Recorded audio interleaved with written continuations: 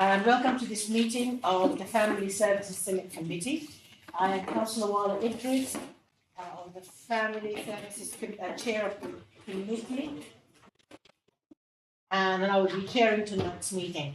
The event is being streamed live on YouTube, and members of the public and the media are welcome to watch the meeting and listen to the discussion taking place.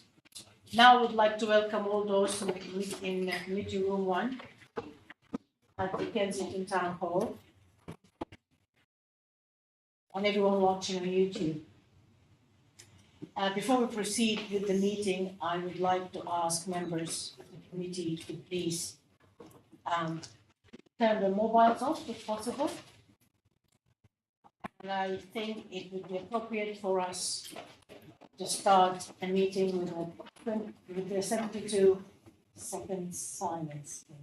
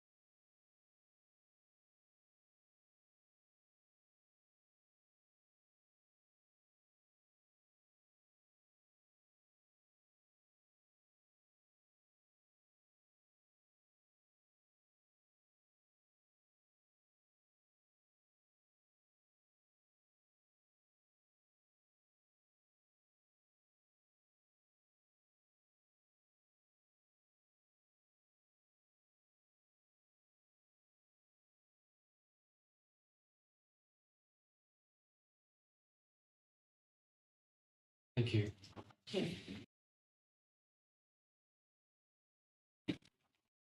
Apologies, we have received one apology from Kathleen Williams. Have we received any more apologies?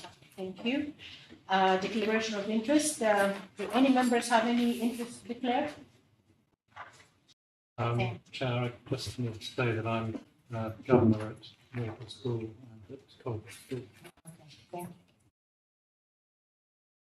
Minutes. Previous minutes have been circulated. Does the committee agree to sign them as a correct record?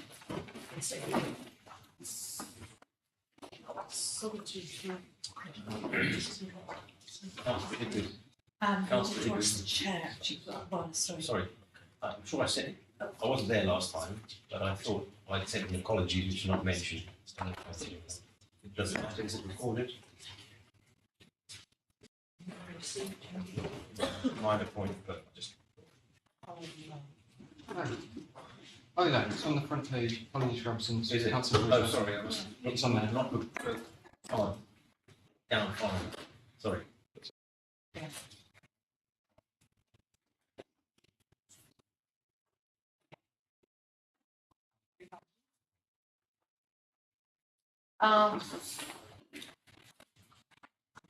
First item on the agenda is children's safeguarding. The first item tonight focuses on children's safeguarding with two statutory reports to consider: the Child Protection and Safeguarding Report and the Local Safeguarding Children Partnership Annual Report. If members agree, I would like to take this report as read and will invite officers to respond to any questions by the committee.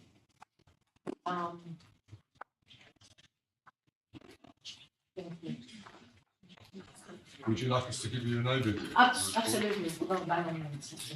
Good evening, my name is Angela Fly. I'm the Head of Safeguarding and Children's Services and I'm the author of the report for you. Emma, do you want to just introduce? Good evening, my name is Emma Biscuits and I manage the Safeguarding Partnership for Kensington. So if I just supply a brief overview of the report and then open to questions, if that's okay with the committee. So before you is the Child Protection Activity Report 2022, it sets out the significant responsibilities held by the local authority and our safeguarding partners in in our role to safeguard and protect children and how we discharge these responsibilities. So before you, it provides an overview of the legal context, the child protection processes in which we operate, and also a very brief overview of key child protection data. You will see in Appendix B, there's a fuller performance data set for your review. The majority of the report focuses on the work plan for this year, so it seeks to cover the our post-pandemic response, the continuing support offered to Grenfell Recovery and Grenfell Legacy Programme, Partners in Practice, which is our area of innovation in terms of delivery, the role of quality assurance in being robust oversight challenge, the role of the LSTP very briefly, just a brief synopsis of what that is seeking to do within this year, learning from child safeguarding practice reviews, of which thankfully we've had none within this year or last year, but we are reflective and continue to review national pictures and those in London that might be of relevance to us. So there's also learning from our focus visit, which Ofsted undertook in June of this year, into extrafamilial harm, so exploitation, modern day slavery. I've also addressed some of the work around that particular area that we've undertaken, inclusive of our National Referral Mechanism project, which we're one of 10 sites in the whole of the UK to deliver upon that with Home Office funding.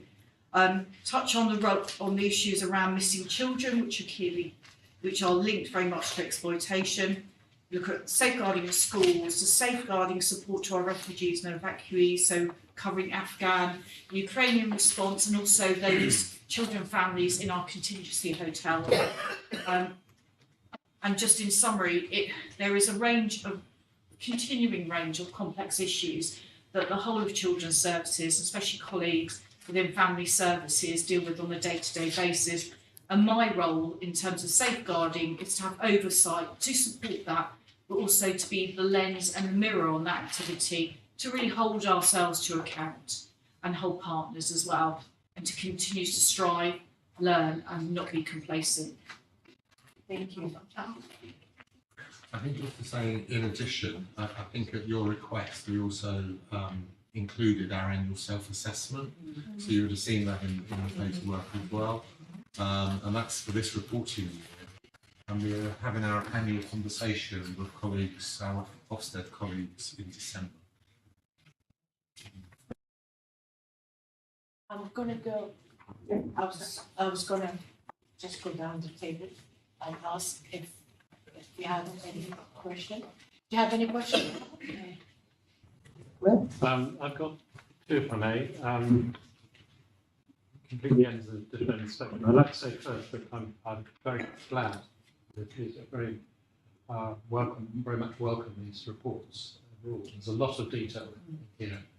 But the two questions I wanted to ask are more sort of the overall. First one is, bearing in mind the recent experience they've had in Kent with regard to missing children, and bearing in mind the rapid turnover of population that we have in this borough, can you give us some detail around the assurance of how we know all of our cohort? Because what I'm convinced about is that once we know all of our children and know our children, which I think we do, then we have the processes to deal with them, and they're set out in great detail with a lot of support here. And I've had experience myself in the schools I mentioned when I had the governorship of that working.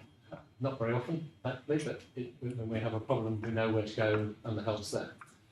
But it's really a question of this awful thought about, are there going to be children who we collectively don't know about, and what steps do we take to make sure that we do know about them? So that's the first one. It's a pretty big question to start with. I think there is, I'm very realistic in that there will always be things that we don't know and our partners don't know. I am, though, really confident about our multi-agency partnership working arrangements, the relationships we have with colleagues in education, police, schools, We also have a dedicated missing coordinator who tracks. Again, you are very correct.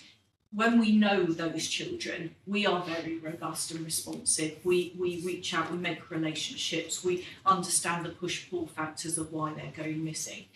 I think there are a very small number of unaccompanied asylum-seeking children that may go missing. I mean, we're talking very small numbers, 2 or 3 a year. I think, I think there are particular vulnerabilities for that group, and we are acutely aware of the vulnerability to exploitation, of trafficking, modern day slavery around those issues, and have really strong mechanisms to deal with that. But again, it's what we know. I think there's something about us preempting and thinking in the round about needs of children and young people. So even when there may not be obvious evidence to suggest, we are curious, we delve, we ask more, we build relationships, we spend time with children. Again, that's the issue, is we know those children. We may not know all the issues, and that's the thing about being curious and forming relationships. I think for me, one of the worries is around the children and families who come to be placed here through the contingency hotel route. And I think that was a significant challenge for us in this borough, with the rising numbers and in really densely populated areas and what that means. I think I worry about the number of young adults who come through and are declared by the Home Office to be adults in terms of their age, and then they're deemed to not be. And we're really robust in our age assessments, so it's not something that we will accommodate young people without really being clear that the evidence points to them being children. And I think in the last financial year, we had 85 young adults referred to us, and 50 of those we deemed to be children, and then accommodated. So how does that happen? So a number of ways, and I think a high proportion of that the hotels and the voluntary sector partners working in those hotels raise concerns about those young people, and that might be how they responded, how they engaged, and I think their level of maturity, or they were actually saying things that indicated that they were still children. Sorry, actually, Councillor Pascal had another question, I think. Didn't you have another? Yes. But I wanted to just clarify that. Somebody comes in as an 18-year-old or a 21-year-old, then you discover they're not. But what was the evidence to give them an age? The Home Office determined On a the point basis of entry. of what? Well, and that's been a challenge back to, usually there are no papers. No papers. Okay. So it may be, at one point, I think it was as simple as looking at people and deciding if they were an adult or a child. Well, Many of the children came via Kent, and Both. they had limited assessment processes No before interpreters, they were placed in our borough. Some of the children that were placed in our borough had documentary evidence to suggest that they were children, but they were placed as adults, and it was our duty to respond to them as children and place them within our care as unaccompanied children. I think that when we go on to the corporate parenting report, I think we'll spend quite a bit of time talking about our asylum-seeking children, because they're such a large population of our looked-after children. I'd just like to respond a little bit more in terms of not knowing who we don't know, and I think that was a real challenge to us during the periods of lockdown.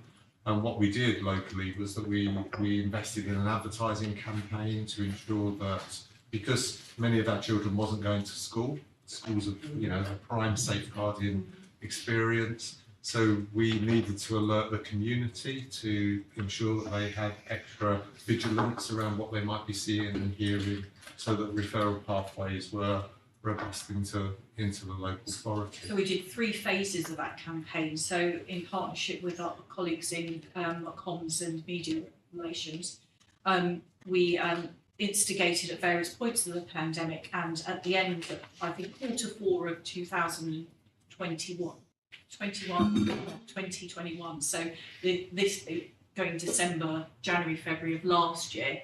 But it also ran alongside a national and local domestic abuse awareness campaign as well. So we realised that there weren't eyes on children. So we really enforce the responsibility of communities, of extended family members, to alert us if there's need of support and help. So it wasn't about telling on your neighbours, it was really about raising awareness of these are the ranges of support on the offer. And we had an immensely comprehensive support offer in place from early help right up through the higher levels of threshold of our work. And we maximised in terms of platforms on kind of raising awareness and through our partners. So I think that was a really solid piece of work, and people did respond, and we did have take up with the support offer in place. The other question I wanted to raise was I noted in various parts of the report the concern at the potential rising of demand from children suffering from health and wellbeing issues, particularly mental health issues, and really a bit more detail around how we as Borough work with our schools in particular, who have the footprint and the curriculum, the data and the benchmarking of individual children, for many hours a week during term time, and probably some knowledge even out of term time, and how to enable how can we work further to enable children to be more resilient and less vulnerable? Because yes, of course, we can identify children who are vulnerable, do have issues, and they go into the processes and support mechanisms.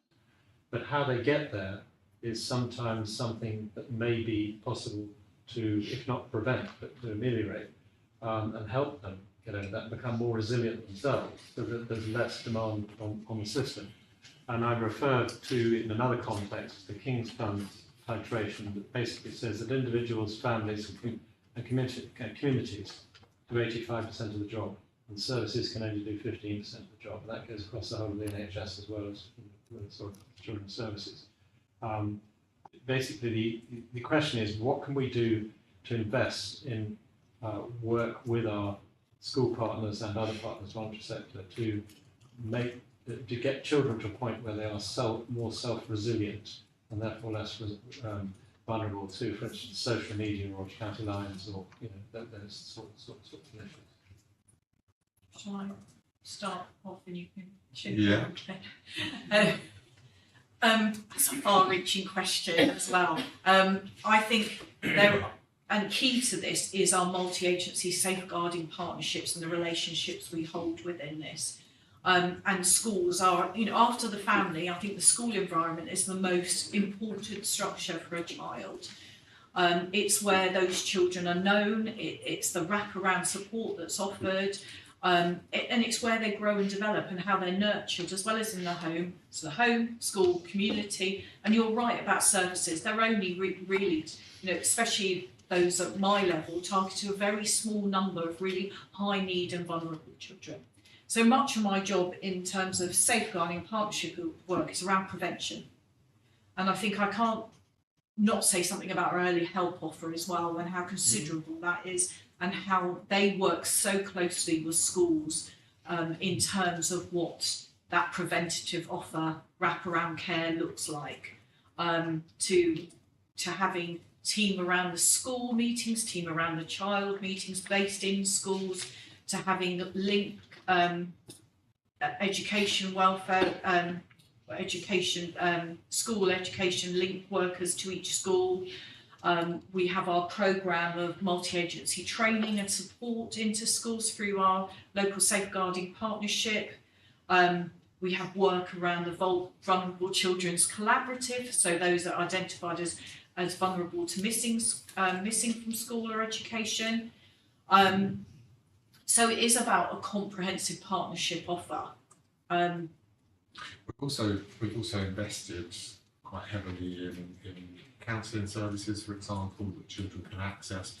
You started your question, Councillor Pascoe, around children's mental health.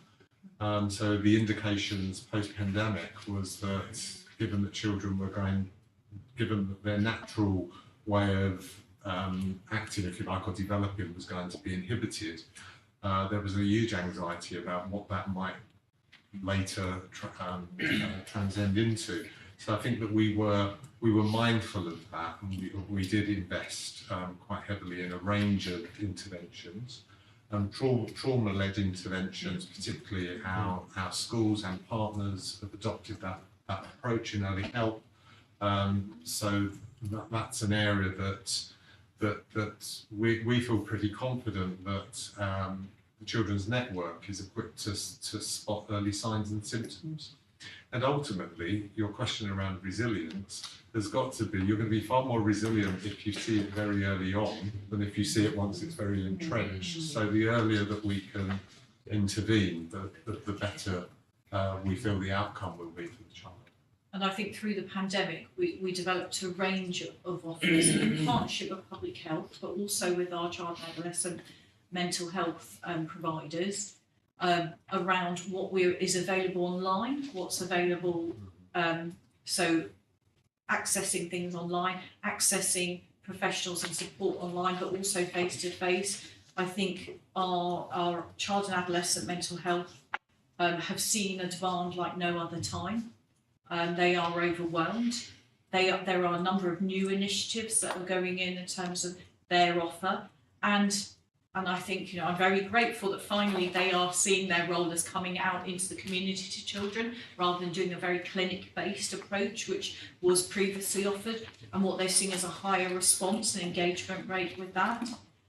I think, to be fair, we are seeing higher than ever numbers of children, young people that require what's known as Tier 4 provision, so hospitalisation because of significant mental health issues, and we do have challenges about where do they go upon discharge, and I think that's a national issue about terms of bed for those really complex needs. But again, it's about focusing on things earlier on down the road rather than having those matters escalate. I think, without hogging the thing, I've just very briefly said Mike here is that actually it's the non-critical ones, the ones that don't reach your services in terms of level of need, that really worry me most, because there are many more of them. And if we can actually help them by making them resilient, then we won't get a tidal wave of obesity, mental health, and a number of other things coming towards the services, which would be overwhelmed. Making children resilient is via effective parenting. So our support should be around equipping their parents to enable them to support their children, irrespective of what might be happening in that child's life. And that's often what our work tends to focus on. I mean, one example, we had teachers working online with parents of children in school who the family had gone back to Poland during lockdown. So we equipped them with Chromebooks and dongles and internet access and the teachers' access in Poland to help them support them there. So I totally agree with that. Sorry, just quickly to add, of course we also work closely with the voluntary and community sector of commissioning really specific services. So for example, you probably know about the West London Zone, and how they operate is exactly that they have key workers within the schools who identify the sort of children you're talking about, who aren't the ones who are playing out or being disruptive. They're the quiet ones in the corner that no one's really taking any notice of. And they've developed a sort of specific series of questionnaires in which they can identify who those children who need that help are. And then they signpost them on to other voluntary sector organisations. So whether it's they think it's to do with the family that needs supporting or the child to bring out confidence. So there are a range, or services like LCAT, who of course the council have funded, who are doing therapeutic art support with children with mental health. So there is a whole range of things. And again, in our youth clubs, we've now got specific mental health workers going into the youth clubs again to pick things up. So, I mean, it might be something, Chair, you might want to bring back, because there is a lot of support around mental health, but it's sort of in many different areas that's taking place. And another area to just expand on that is that obviously we recently had our SEND inspection with no recommendations from that, which was felt to be a very strong report and test for our resilience, I guess, as a multi-agency system. And actually early identification of SEN is really, really important in terms of how you may prevent an escalation of need albeit a learning need, but it can transcend into a behavioural need Yes. as well. Thank you very much. Thank you. Mrs. Spence? Thank you. I just have one comment and a question. First off, having read this report, which I completely agree with, I thought was an extremely comprehensive report, very well put together. I was quite overwhelmed by how much additionally your department's had to take on over recent times, and all credit to you for managing to cover everything and to all of your workers, because it's quite phenomenal, I thought. Secondly, now I don't quite know how we go. We were circulated with a number of questions, weren't we? It's somebody. it's something to trigger you if Okay, my point is, do these get put on the record? Do these get asked of the local authority? you want to ask one of them, Oh, I see. Is the document on record, I think. Exactly. So do we assume that the local authority gets asked all these questions, or do we have to sit here asking them, or do we make them ask? Yeah. For the questions that you may not have, we're happy to provide a written response. Fine, okay. So I had sort of, as it were, a follow-up question to one of these points. So basically, they were asking about robust arrangements in place for children being home educated, and I think I understand the law, which is once they're there and once you've had the inspection initially, there's not a lot more you can do. Is that right? Or are you allowed to go back and check? And how do you know, for example, whether the child's got sent at some point in that time? I'm not the expert in this area, but at the moment, the requirements on the local authority to undertake checks is very thin, and it's one of the areas of risk that directors of human services have long been escalating to the Department for Education, and the Department for Education have confirmed that there will soon, I think, be an expectation of potentially more powers and responsibilities for the local authority, but also responsibilities on parents and carers to formally register the fact that they are educating their children at home, because at the moment there isn't such a register. The information that the local authority gathers is usually gleaned from starters and leaders information that schools submit on a monthly basis. But if you've had a child, for example, who's never enrolled in school, the local authority may not know of them. And so there are potential risks. And of course, that's not to imply any sort of judgment on parents who are making those decisions to educate their children at home. They're perfectly entitled to do so. But in terms of being able to check the robustness or the appropriateness of the curriculum or the breadth of learning that they're providing for their children, the opportunities for the local authority to contribute to that are limited at the moment. So I think we await with anticipation what the further guidelines will be from the DfE. So on the one hand, there's obviously the educational provision, the curriculum, etc., which parents can choose to follow whatever they wish to.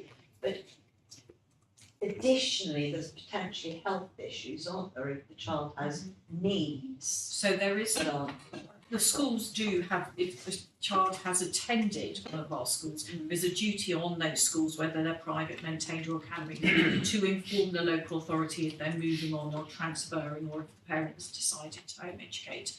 And then it is our responsibility. So we do have a team set up to respond to those inquiries and those reports, who will then contact the parent and inform them of our legal responsibilities and our responsibility to assess, and we will offer them an appointment. They do not have to comply with that. But on the whole, parents do. They are on the whole, wishing to do the best for their children. They're making those decisions for a variety of reasons. Especially, I think, during COVID, we saw a lot of people withdrawing. There was, and there was a concern about those with additional, whether they be health or additional educational needs, that we were feeling particularly curious and apprehensive about their needs being met. Actually, what we did see an increase, it's slightly dipped again now, but as Emma said, it is an area of safeguarding concern, and one that we would ask for further regulation and control around some of those initial checks and ensuring. Thank you. Do you want Yeah, to ask? I just want to continue about the educational attainment of these children, homeschooling. How do you assess those? For example, if they are in year 2, they have the standard assessment tasks and 11 class. I was going to say, I don't know the answer to that. That probably is something that we need to double check with the team who are responsible for that. We can provide that in writing for you. But it's very limited, I think. They can ask for a programme of you know, what it is that they are teaching their children, but I don't know that there's much more that they can do beyond that. So having read the regulations around it, they're not even obliged to take tests as children. No, They have to do GCSEs. No. So there is no standardised. And the lobby is very strong for those parents. So I know there's something currently being debated in the House of Lords. So we will see where this progresses to, but year on year it's being pushed back. And as Angela said, we did see a heightened number of children being home educated, particularly during the pandemic, and particularly children with disabilities, where parents were really anxious about their children going to a setting. That has begun to dip and is still higher than pre-pandemic levels, but it's not as high as it once was. Yes. Well, first of all, comment. I have questions from here. The comment is, I'm actually really surprised that there's no list, no register of people home educated. Now, if there's no obligation to take the formal exams, even not A levels, let's say, and of course not every child maybe takes A levels, you could track it, and if there's no register, you can't track it, because I was thinking, look at the percentage going to higher education. If you knew that and compare that with the national or regional figures, you'd have some sort of measure of outcome. So so I guess that'll be followed up. I mean, I don't know, it's a national thing, I suppose. It is a national thing. We do know the children, we do track, we keep a register or a list of children that we know of. Again, it's those ones which is all, why we are worried is we don't know of those ones who. Amazing what one finds out being on this committee, I tell you. The question I want to ask was, a couple of them is, also a thing that came up from the conversation just now about the mental health. I mean, Councillor Folks mentioned, number of mental health support offers. Is there any way of actually measuring the outcome, the help it does? It may be not relevant for this meeting, but at some point, can you tell what effect it has? If you can't answer that now, it's okay. Well, I think it's fair to say that any commission service would have a number of key performance indicators and measures that would be put in place for us to satisfy ourselves that the service is value for money. So we would be able to provide you with some of that data. I mean, it makes sense. It obviously makes sense that provide this, but I was just wondering what. A lot of it wouldn't be what we provide from the local authority, it would be our health colleagues. Exactly. So that would maybe quite a bit more difficult, and the data that we're able to obtain now, it would be very out of date, knowing the cycle that health have. I was going to add, I presume for GDPR, if they're in the national health system, we wouldn't necessarily have that data of their progress or whatever, particularly the ones that you mentioned before going to tier 4, who are really seriously mentally ill, it'd be very hard to track their development and success rate of treatment. Okay, thanks. So the question is about the re-referrals. It's quite a high percentage. What does that mean, re-referral? Let people come back into the system. It says 29% re-referrals in 12 months. So that would be one question. The other one, wait a minute. So I can quickly answer that one. There is a reference in the report to our change in practice with the introduction of contacts and to run alongside referrals. So previous to April of last year, our system just ran on a referral mechanism, and now we've introduced contacts where they're really alerts that may come in information that may come to us that we don't need to act upon. So that picture is somewhat disguised by that contact activity. I think also I think we do have to take into account that we have seen a number of families refer themselves in, and that's because of the response and the support that they've got previously. But also, I think post-pandemic, we've seen an increase in terms of some of the significance of concerns in the families that may have already been under stress. Well, we did audit some of our referral cases, and we identified that it was a recording issue, so they should have been recorded as contacts. So that was reassuring for us, because that's what we felt it was. We are invested in a new children's recording system that will be implemented next year. So we're hopeful that that recording error that's really linked to our current recording system will change over time. I understand because there's a reference to changing the way, the definition of a referral. Okay, so finally, the question here is: are there what challenges are there, if any, for getting key partners to engage the children? Well, the obvious ones being health and police. Particularly, I'd imagine the police is my question. Also, are there any issues? There are. I would say we do have, on the whole, very strong partnership relationships with both the police and our health colleagues, and numerous other partners. I think, though, for particularly the police and health, we've seen a lot of change in terms of how they organise themselves, whether that be for the establishment of the integrated care system. So they've gone from being a CCG, so a clinical commissioning group, which was 1 borough, then 3 boroughs, to now 9 boroughs, so in the North West London cluster. So what that means is you probably have around the same number of people working over a larger geographical area.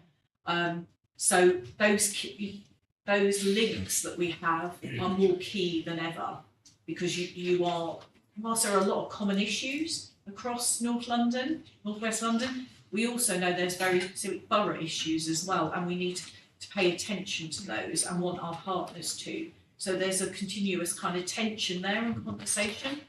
I think also with the police, they are, as you are well aware, a basic command unit across the 3 boroughs of Hammersmith, ourselves and Westminster. I think there's a streamlined kind of hierarchy within that, and an operational offer as they faced, funding from national government. I think key for me, rather than all of that, is that they've seen high staff turnover.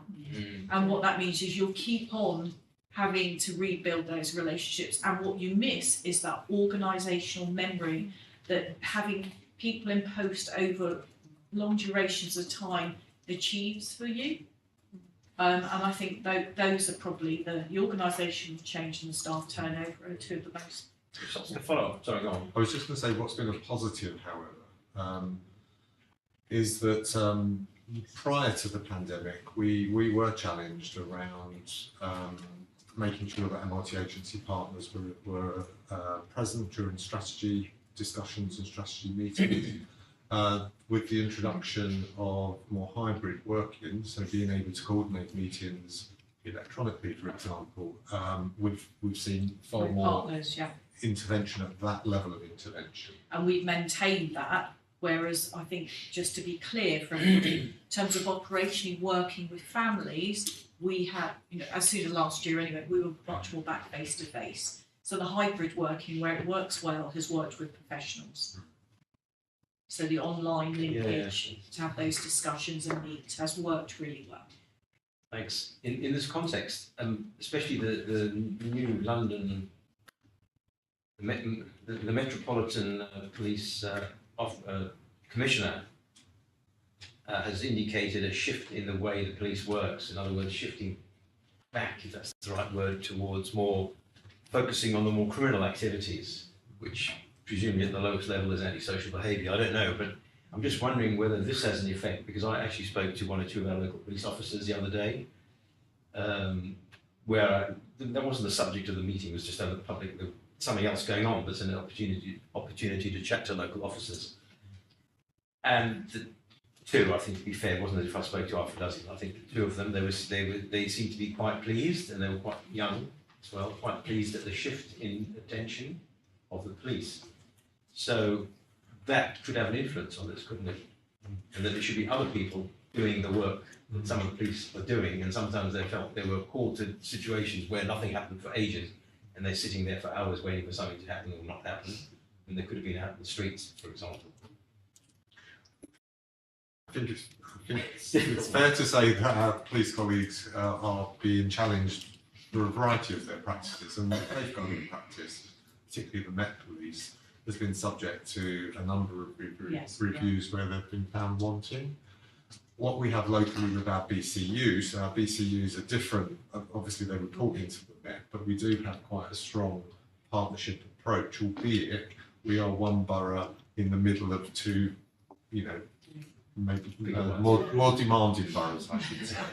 But we do strive to ensure that we get our fair resource, We do. and that we're able to challenge our police colleagues Because the appropriately. point is, they want to put more resources into direct Yes, and crime I've issues. seen their change instead of, you know, a division called safeguarding, it's now public protection. So it is, you know, they are gearing, but there are very much responsibilities around exploitation, around missing. I think one of the challenges of the police are around, especially the mental health of persons 18 plus. And there is a lot of challenge, I think, out there between agencies about who responds and how. But for children, I think we are at present very much, you know, dedicated and committed jointly to addressing their needs. But I think, you know, it's interesting when you say they were young officers, you know, I think I found that as well. And, you know, there are much more, they don't have the organisational memory, they don't have the experience, and therefore comes some of the challenge about what they perceive the job of protection to be. So there is a bit of a debate to be had. Thank you. Yes, just from now on, when we talk about department agency or agency company, you mean schooling, right? Yes, I mean that in the most inclusive, wider sense. So what if the schools, some schools, fail their self-governing, so how we gonna address that? How you address it that? Or have you received any comments or call from parents complaining about the school or the school? Yeah, because just sometimes in our children, we receive a complaint about one school or two schools, and some of them they don't have even safeguarding policy into practice, and the other one just recruiting and investigating teachers, or I received a complaint that a child being harassed by a teacher himself, and just the family couldn't approach or taking a right approach towards this allegation. And the other one, a child who has a disability, and the child can't speak, and the teacher handed the child to another parent because they don't have any kind of safeguarding practice to see a picture of the parents or the guardian who has to take the child. So these kind of problems, how do you, because in reports, when I read the reports, everything's all right, everything's fine. But some allegation at schools having been. Well, yeah, I wouldn't say everything is fine. No, I think that one. Not for me, when I read I think there's a when I read it, there's so a process. positive. There's a process and the kind of the overview about structures. I think what this report can't go into is individual cases, because of our responsibility to protect the information and the privacy of individuals. What I can say to you in terms of support, there is within the safeguarding service, in my service area, we do have a safeguarding lead for schools and education settings, and that person has the responsibility, our officer has the responsibility to support, enable and challenge schools. So it's quite a tough job, I think, to work alongside, but they also support the work of the designated safeguarding leads in schools. We run a 6-weekly forum, both primary and secondary. We also have an independent sector forum as well. There are reflective practice groups where the DSLs can bring their issues to speak confidentially, without sharing names, of course, about presenting issues and challenges. All schools are required to have a safeguarding policy and protocols and standards of complaint process. Everything should be available, transparent and online. As you know, Ofsted have a judgment around safeguarding, and if a school fails to reach the expected level, they will fail that Ofsted and be inadequate. If I come here, please, I would like to see a policy for the families and communities and also to have like awareness that the families can also approach a certain services to make their complaints. Because to come to us as a councillors, we can't do anything apart of listening. So the schools are responsible themselves. Oh, you can come in a minute if you want to. The schools are responsible themselves for ensuring. So their leadership, their head, and their board of governors are responsible for ensuring that all those are in place. They also will have to have their own complaint process. There is the opportunity for parents to go to Ofsted if they've exhausted all of those and aren't satisfied. We cannot, whilst we cannot respond to the complaints of school about a school, but we can work with a school to address the issues and support them to ensure they're meeting the needs of the children. Unless it's a specific safeguarding concern about The a, particular time. or about a allegation against a member of Yeah. staff, then we obviously have a duty. Thank you. Thank you. Like my colleagues, thank you for the reports. I think they're very good, very strong, very detailed, so thank you. Can I just press a little bit on the contingency hotels? And the borough has a hotel outreach team, presumably go into the hotels and make sure that operating standard is issued. Checks on the people who are living there, making sure they're comfortable. I mean, have there been any safeguarding concerns raised to you about families and young people in those hotels in the past, say, 3 months? Yes. Yes. The answer is yes. I mean, I think that we started right at the very beginning in relation to the numbers of children placed in those hotels. So quite a high volume of young people presented to us as children. You could argue that's a safeguarding issue. Children being held in hotels with other adults without anybody acting with parental responsibility. So we had that as a major cluster. We've also had a number of referrals, particularly from GPs who have referred to concerns around pregnant women. So we're involved in obviously responding to their needs and some of the accusations, I guess, that have been made in relation to some of the complexities of their needs.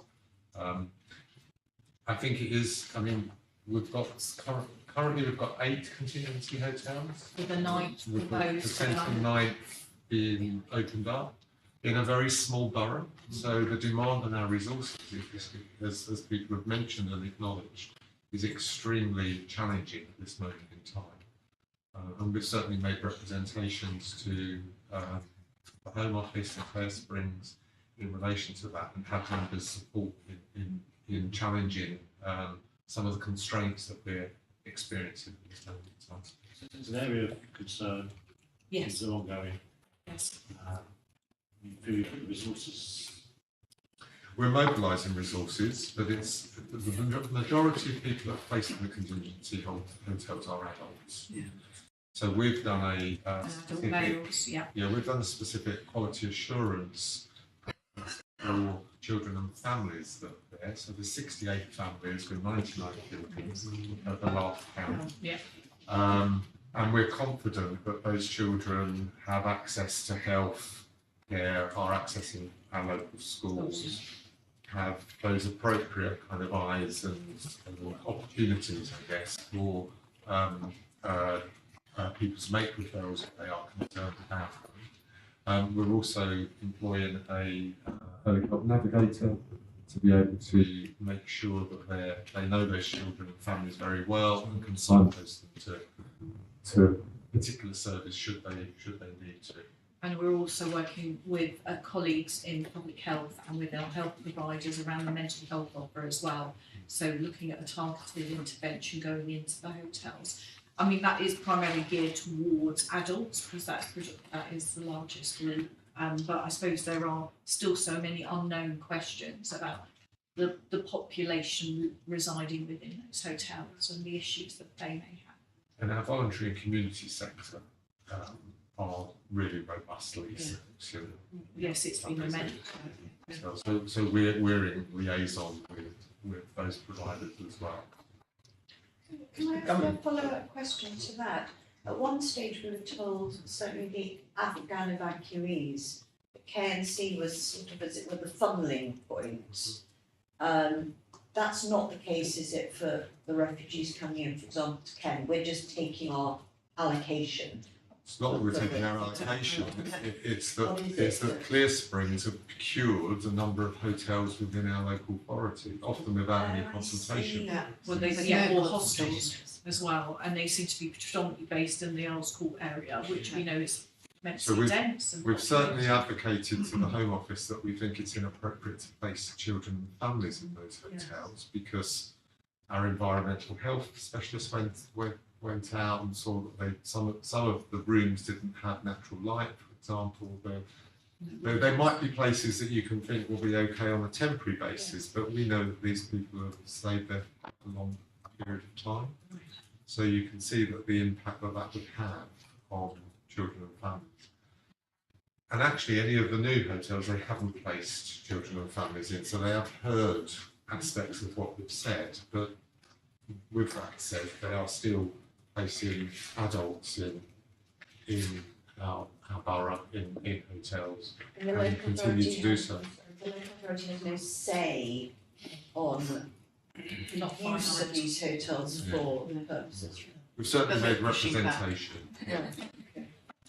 For example, the government does pay for this though. You said that the pressure on resources to help, Only but initially. the government's paying for all this, isn't it? Or, If Well, you're they're paying for the hotel room and a per diem, but they're not paying for, actually all the rest of the That's what I mean. services that you have to surround all these people being put into our borough. so the number of people in Kensington and Chelsea, as opposed to say, I don't know, some boroughs around London or elsewhere. I mean, obviously other people get it, and so we have to pay for people who the government decided because the hotels are here, and we pay for the support. Is that what you're saying? Well, our services have to mobilise around those. Without getting But the remuneration is different. If, for example, if we're talking about Ukrainians and or the Afghan evacuees, for the contingency hotels, as we heard in full council actually in relation to the motion that was being passed, the funding stream and the responsibilities that we have is variable because of their legal status, etc. So therefore, the access to public funds is more limited. Because what I'm thinking is that it makes sense for the local authority to support the refugees and asylum seekers in the borough, in that local authority's borough. But if the government decides, put lots of them in one place, then you'd think the government, the Home Office would then contribute to the support service. Well, the point of entry was Kent, and Kent became saturated, so the Home Office was then placed I understand that. That's not the in issue. other local authorities. Support payments to cover what the local authorities do. Yeah, that's That's certainly part. Certainly, Certainly be a good That would answer. be certainly, good, that would be that's good. certainly part of the argument that we're trying to debate. Fine, I at the understand, moment. they don't. Can we move Certainly. to It's variable. It's variable dependent upon I the understand. cohort we're talking about. But for those in the contingency hotels, the remuneration for that group is limited. Can we touch on the Thank you. Ukraine scheme, please? From the report, initially, you have an engagement with the hosts, and you go and check them out, make sure relation's suitable. There are checks, I guess, safeguarding checks on the host themselves. Do you ever go back? Is there a kind of a review process, say, in a few months' time? Was it just a one-off point of entry, make sure you're comfortable, then you're comfortable, that family can go there? That's it, is it, basically? You don't go back? Well, there isn't, I suppose the ethos on which it all started up was that these arrangements were overseen by the Home Office, those initial checks were done. Yeah. We were concerned about the rigorous nature of that, so Yeah. we agreed that we put in a structure. Good, yeah. We contributed to the development of the guidance around that. So whilst we don't do further checks, Yeah. what we do is there is an immense support offer out there, both via the local authority in Ukraine support offer, but also from the voluntary sector. So it's about awareness raising and support and making sure people can access and be signposted. So, for instance, there have been issues where those relationships have all, broken down. And it's ensuring that then the people know that they can come and refer to our housing and what the pathways may be then. So I understand that the kind of a level of initial support started to tail off now. There's been concerns that some of the families may be under pressure to move on. See, that's going to be very, very difficult for them to do, for all the reasons that we've already discussed many times before. Are you seeing an increased number of families who've come through on that scheme and now presenting as in a different situation, perhaps homeless? We are seeing Some numbers, some aren't they? numbers. Yeah. Not to the volume that you may have anticipated, I guess, given the volume that we knew came into the local authority. We had, again at full council, we had a Ukrainian mother who spoke about the support that she received from the local authority and how pleased she was in relation to that support and how welcome she felt. I think that's probably very different for some of our other refugees because the wraparound support isn't as robust. And ultimately, what we had for the Afghan families is that we developed an integrated team, because that came with some funding attached to it, to try and prevent exactly what you're saying. We knew that they were going to be vulnerable, and therefore we wanted to prevent any breakdown that would then led to an escalation of demand. And that's been seen to be very successful because the number of Afghan breakdowns has been extremely limited. I think one area that I've been particularly concerned about and ensuring that we've been much more robust about is from June of this year, the government agreeing that unaccompanied children can via family arrangement come to live with someone here, family or friendship or network arrangement. So what we did here was ensure that we petitioned the Home Office to make sure there were regulations in place and for the adoption of the private fostering regulations to go up to 18 years of age.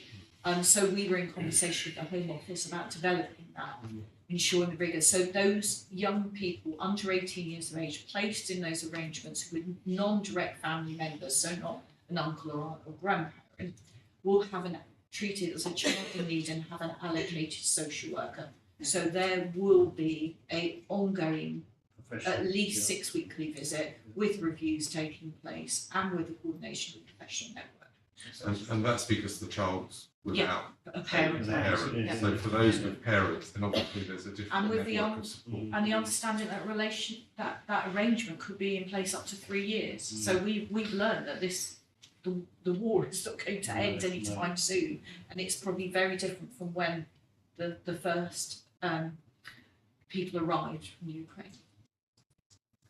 Okay, changing tack a little bit, I'm quite interested to hear a bit about Holland Park. Now I know there's a lot going on and there's a judicial review we're waiting for, but we just roll back to the original set of concerns that were on Holland Park, and then we'll see with safeguarding. Andy, do you want to say anything about how you view Holland Park now in terms of your safeguarding responsibility? As you know, over time there's been considerable offer of support, oversight and challenge to Holland Park. We initiated the learning review through the local Safeguarding Children's Partnership. That was concluded in May. It took an immense amount of time to ensure that we listened to everybody concerned and applied due rigour and attention to the safeguarding issues around the organisational learning that we could take, not just about the school, but about the partnership arrangements and the local authority ourselves and where we were involved with in all of that, going back some 10 years really. So there has been significant learning. I think from September of 2020, is it 2020 or 2021? 2021. See, I forget, I've been immersed in this for so long that the years just seem to fly by. And I think I've seen a huge change in terms of the engagement with us, the willingness to cooperate, the rigour that they put in place, especially I think with, I've been so much assured since the new head's come into, and I think I've really seen a change, and he's come in there, even I think fully committed to to change, fully committed. I mean, he had his eye on the ball. So all the things that we had considered in our learning review that hadn't been shared with him as yet, he had picked up on. So, for instance, the children subject to education, health, care plans.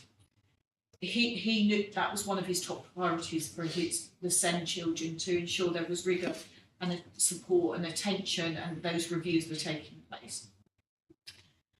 I think there is then this other, so the learning review, I think in truth, now we are looking to, there was never the intention to publish the first review. We never went into this thinking we were going to publicly publish the whole review. And I think that's taken into consideration the sensitivities of the people who contributed and their direct reports and accounts, which is very detailed within that. But we are going to publish a summary. And we have identified, or the reviewers, I should say, the independent reviewers identified a number of recommendations that we have developed in partnership with the new head and the new chair of governors into a work plan where they will have focus. And I want to reassure you, it's not as if we haven't been doing that throughout all of this work. So as things have arisen and we've learned, we have addressed those. So there are still things outstanding in respect to the school and the chairs of governors and their official role in terms of addressing some of the individuals who were addressing their particular issues, which I can't go into detail about, but they do share from a safeguarding perspective with myself. They are being robust in terms of the rigour that's being applied there. And I just want to give reassurance. And I meet on a monthly basis with the safeguarding governor. My LADO, my local authority designated officer, meets on a monthly basis with the head. And he will refer in for consultation as and when he requires it as well. I also meet with the chair of governors. And the relationship has gone from strength to strength. And I wasn't afraid to criticise before or draw attention to issues when they needed to be. So I don't say that lightly. And there's a hell of a lot of work that's gone into getting us this far. And then you're talking about what the arrangements are now. But during the process, there was much more intensity of an offer of staff being located in the school, providing, robust support, particularly around safeguarding. Okay, my final point I'd like to raise is around free school meals. Now, we all know the threshold, and I'm stretching the safeguarding issue here a little bit, bear with me. We know the threshold for free school meals is very high, really low, when you think about it, but the level of income is very modest in terms of to pay free school meals. Now, there were concerns raised about families that may be on universal credit who aren't able to access free school meals but may be struggling to ensure that their children can go in and pay for school lunches. And there's been some evidence that started to accumulate through the Sutton Trust. It's the number of families that have actually been affected in this way, the children going into school very hungry, haven't got the right warm clothes, distracted. So we know, in order to prepare properly for the day ahead, the child should be well fed and fully warm. So I'm just wondering whether you're seeing any kind of any of that bobbing up through our schools. I mean, governors here, I don't know, councillors and colleagues who are governors may have come across this themselves, but I'm just wondering whether any of that has started to be a flag concern. I mean, the cost of living crisis we know is an area of concern that's is impacting upon a wide range of our residents and communities. And we've developed, as a council, we've developed a cost of living card that has a central place that residents are able to navigate some of the funding available to them. And certainly for children that are known to family services, for example, early help, etc., there's been additional grant funding that we've been able to prioritise those children. We aren't taking a universal approach of offering all free school meals to all children because we know how costly that would be, but certainly those that are identified. On universal credit, those that you might, through some kind of tracking, low income tracking mechanism, you might realise that they're not actually they're entitled to, but not actually claiming. Shall I So they could be kind of going on a. Shall I answer this? Sorry, because I mean, obviously this is something we're really concerned about with the cost of living crisis, and the last thing we want is our children's education, you know, to suffer, well, their health to suffer as well, their education. But the issue is how we address it, because of course it's incredibly complicated. As Glenda said, to do a universal offer is unbelievably expensive, and we would have to cut other services to children in order to do that. To assess who the sort of 10% or 20% above on universal credit, who might be those ones uplifting, would be something that the council doesn't have access to the DWP figures on it. So one would have to ask schools to do it. So that, of course, is incredibly complex to ask schools to then decide and to go in and ask parents, and quite divisive for them to have to do that potentially. So it is something that I'm looking at. It's something that I'm concerned about. And we're actually trying to look at some sort of mechanism that we can help those who most need it, but we don't at the same time add huge amounts of pressure on schools when they're so busy dealing with everything else as to how to do it. So you know, we are Maybe looking if there at. was a discretionary Well, pot exactly. That's available something that we're schools looking knew at. was there, they could apply to you for a term's worth or 2 terms worth of funding for that. That's what we've got to look at, the available funding and how best to deliver it. But just also picking up on what Glenn said, is I've also asked to produce a whole sheet in children's services generally. So, you know, there's still, we have free nursery school places. There are other things available to children and families to help them with the cost of living crisis, which actually isn't on our cost of living page yet. So we're going to do a specific offer just for families and children's around that to see what they could be accessing and other hardship funds and things. But it's absolutely, you're right to pick it up. It is on our radar. And of course, there's the other thing with our holiday and activity fund that we've increased, as you know, the lunch voucher from £3 to £4 a day. So that's essentially an extra £5 a week for the children who are accessing the holiday and activity fund. So at least over the holiday there will be extra money for food and vouchers. Therefore, I also think schools individually are really reaching out. Yeah. They monitor as part of the sort of CPOM's reporting on any children that are clearly quite distracted, whatever, we're encouraging into breakfast clubs, which we either pay for completely or subsidise. So there really is a sort of big push on that, I think, in all the schools I've been talking to. Could I support that thought as well? I mean, we've had that discussion in the 2 schools where I'm governor. The first thing is that we have learnt to address trying to get all the children to have a good lunch at least, rather than just talk about free school meals or no free school meals. It's more complex than just the freedom of it. It's to do with working with caterers. It's to do how things are costed, with input costs are rising. It's to do with the culture of the school and, you know, what's expected of the children, but of the parents in particular, and also the staff and how involved they are.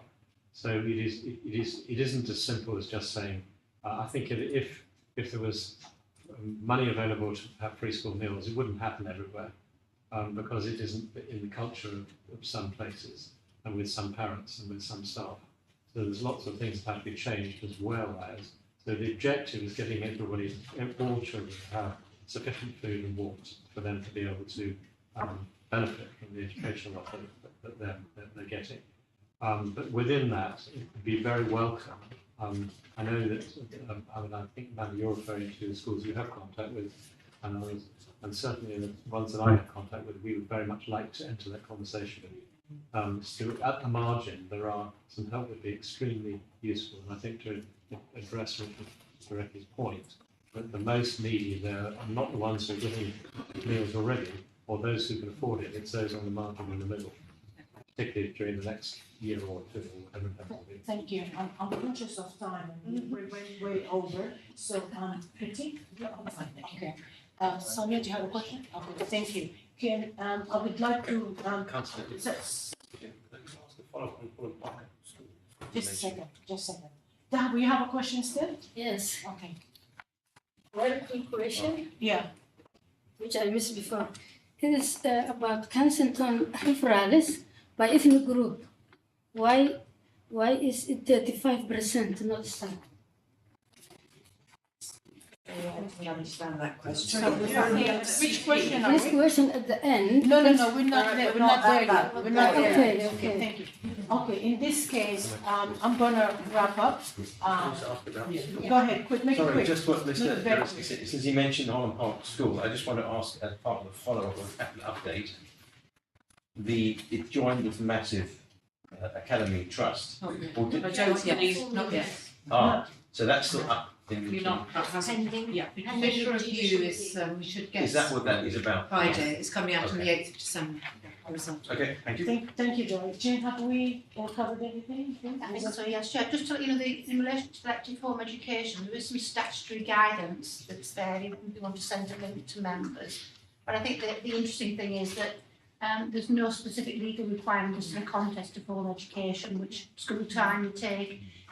So, I mean, I think the whole issue about including a register would be helpful. And the key thing is, whilst education's compulsory, going to school is not. And I mean, that's the fundamental difference. But there is some guidance there, you might want to send us something. Thank you. We can send the local guidance if you want to see Okay, that that'd as be well. great. Thank you very much. Thank you, everyone. It's been very robust discussion. It went for quite a long time. And now we can, during the development, go on to the next topic, which is So you don't discuss the first We need report. to- I did think we were being very ambitious. Sorry. They can give us 300 pages. If member agreed, I would like to take this bit, the local safeguarding report as read. And we'll invite officers to respond. I think that's it for now. You get to speak. Well, let's see how we go. But yeah, this is, I just would first of all like to give the apologies for our independent chair, who unfortunately is quite poorly at the moment and unable to join us, but otherwise she would love to be on here. And yeah, hopefully the report highlights some of the work that the partnership has been doing against some of our key priorities, reducing the harm from domestic abuse for children, reducing the harm around exploitation, thinking about our COVID recovery, and we've got transitional safeguarding, which is another work that we're trying to develop in partnership with our colleagues in the Safeguarding Adults Executive Group. So there's some nice synergy between the two partnerships. So open to you for questions. Thank you. Questions? I'm just gonna go down. I think your question. It was the last question. There was that's the the last last question around the ethnicity data, Yes, and why yeah. that's not reported. So we think that that's because at the time that a referral comes in, the information might not be available, and so the report we think is drawn from that moment in time where the ethnicity isn't yet recorded on the system. But we know that from the work that the social workers will do, or the health workers, etc., will do with families, that over time, as they build the relationships with the family, that information is gathered and is formed and then processed. Thank you. Councillor Pascal? No? No? No, next, that's the next one. The next one. Anyone? There's a million questions on here. I'm just slightly happy because It's this one. there's a million questions here. So, I'm going to not say anything. Okay, good, all right, thank you. That's good. Let's keep it there. Yeah. Absolutely, yes, okay, yes. Yeah. Well, That was a really interesting question. So Child Q was, as we know, a case review that was published by our sister partnership up in City and Hackney, and was a very distressing case involving an intimate strip search of a 15-year-old black teenager. So it was very profoundly upsetting to read and to learn about. And we've certainly discussed it here in our partnership, and we've also discussed it in our case review summit. So we've had lots of really good and powerful discussions, in particular with our police colleagues, as you might imagine. And we've also shared the learning, so we've disseminated the learning review across the partnership. We've also had some very powerful conversations with our school partners. So we host regular, and through one of Angela's reports, we have a regular 6-weekly forum for our designated safeguarding leads in schools, and we've shared the learning from that review within that forum, and there's also an additional reflective practice forum where we can go into topics in more depth. And my colleague Elaine has been really skillful in trying to get schools to think about if they were in a similar situation, if something similar like that was to happen in their schools, how would they approach it? How would they have the time and the knowledge to pause and reflect and think about, actually, in this moment, what is in the best interest of this child? And that was one of the things that was sadly missed in this particular case. And would they have the confidence to challenge another partner agency, and that partner agency being the police? And it can sometimes feel quite difficult to challenge the police because we assume, because they're the police, that they know everything and how they work. And so that's been really helpful to have those conversations with some of our school partners, to give them the space and confidence to say it's okay if you don't know everything. It's also okay to pause and to say, hang on a minute, let's just think about, is this sensible? And if not, can we just pause for a moment before we move on to the next step?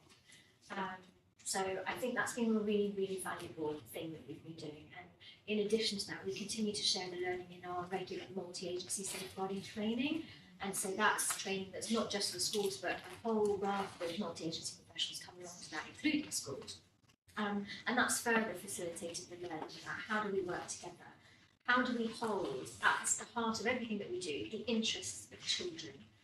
How do we think about the really important topics that were raised in this report around unconscious bias, around racism, around adultification, which is the process by which some professionals may be, unconsciously or not, judging children or treating children differently because of the colour of their skin. And none of us want to think about that, or because it's not a comfortable thing to consider, but it's really important that we think about the humanity of all of our children, regardless of their background, but that we are aware of that, and the fact that these are things that sometimes can happen. And I think it's particularly important for all of us as professionals working in such a diverse part of London, with a diverse community, that we are really tuned into that. So we've had some really powerful and helpful conversations with our school partners and others around those topics. And we are commissioning through children's services. There is a range of training on adultification for children's services practitioners, and we're also commissioning similar training for multi-agency practitioners in order to try and address some of those issues and those learning things that came up in the review. And reminding partners around the process of challenge, because actually challenge between agencies is a positive thing. It can sometimes feel quite negative, but actually the more that we can challenge each other constructively, the safer our children and our communities will be. And that's the message we've been trying to address.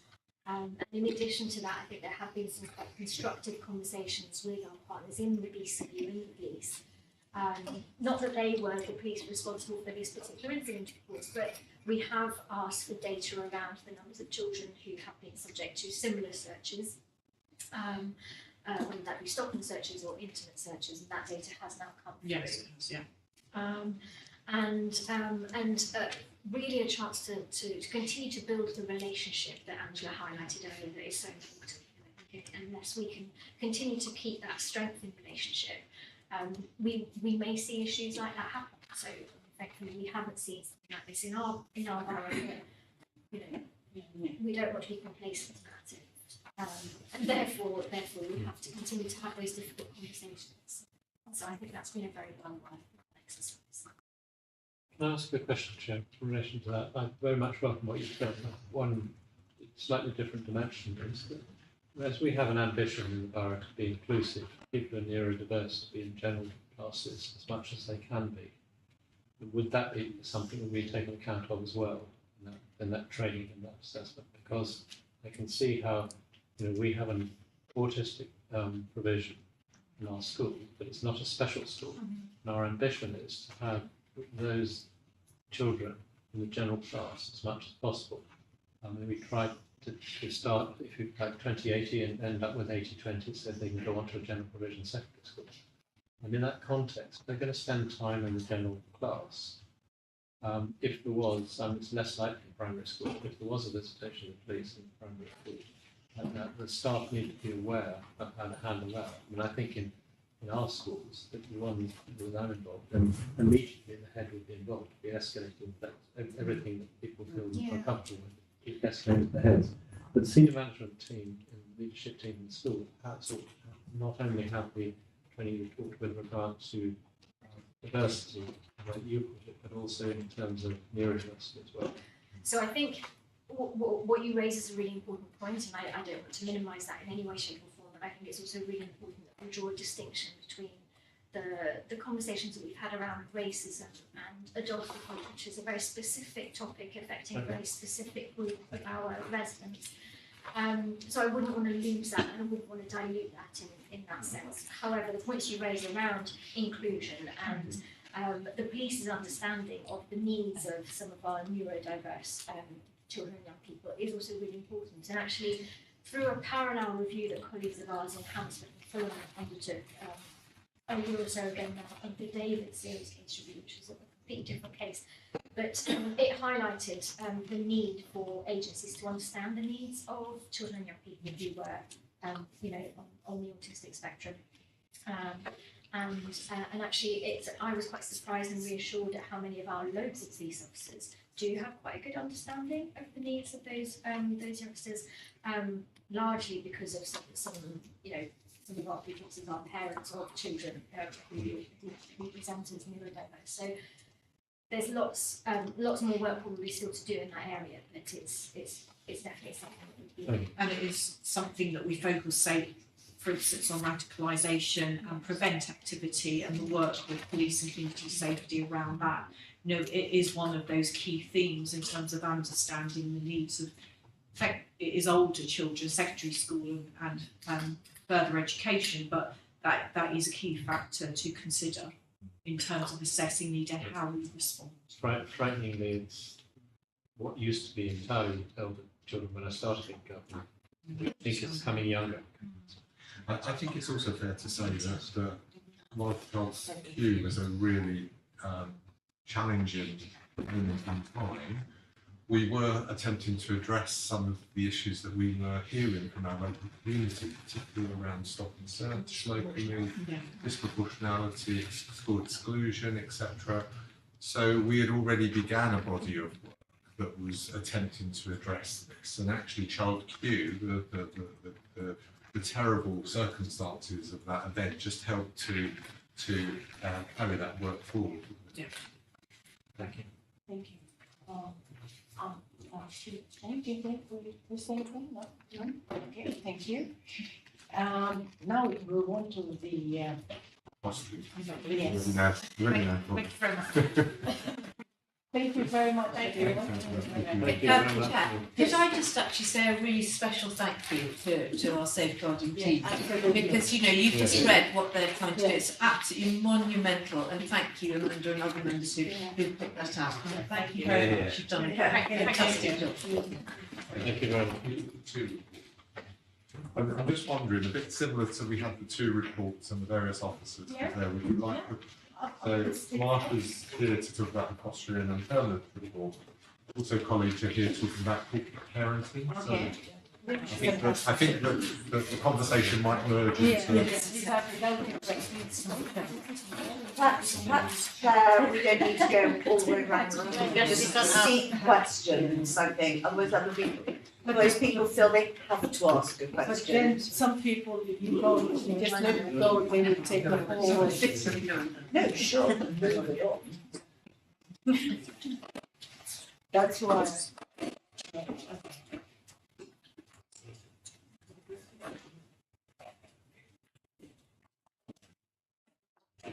Oh, thank you. During the development of the committee's annual work program, members expressed a particular interest in children in care and the fostering and adoption experience.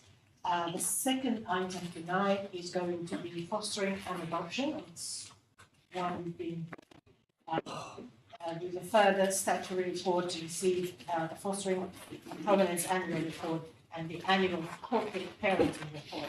So if members agree, I would like to take this report as read and will invite questions. And unless you guys wanna give us, you wanna present, say anything, did you? Oh, I know.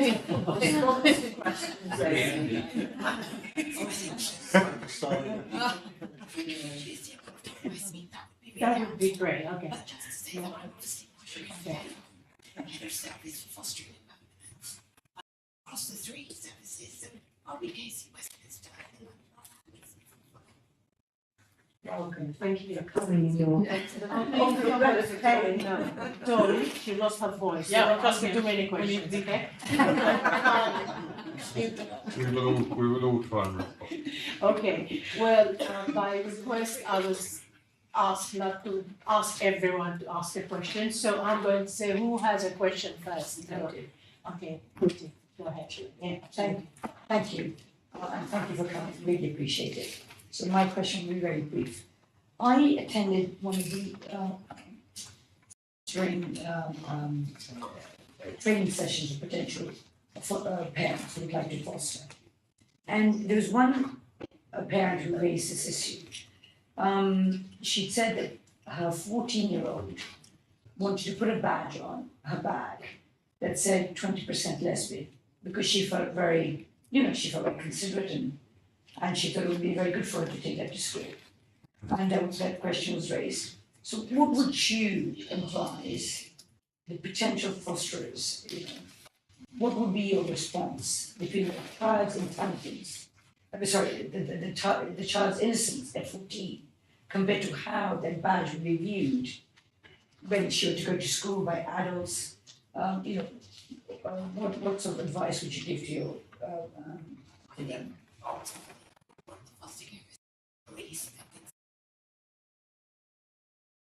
Ensure that they understand and are aware of the implications.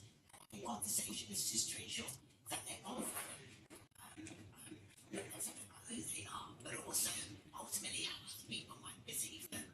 I think it would really be about ensuring that the foster carer is also confident. There's a program which is used so that they feel further away. In the home. I think that's very important. Is encouraging that continuous conversation, really, that we try to understand, make sure that we're individualized, that we understand.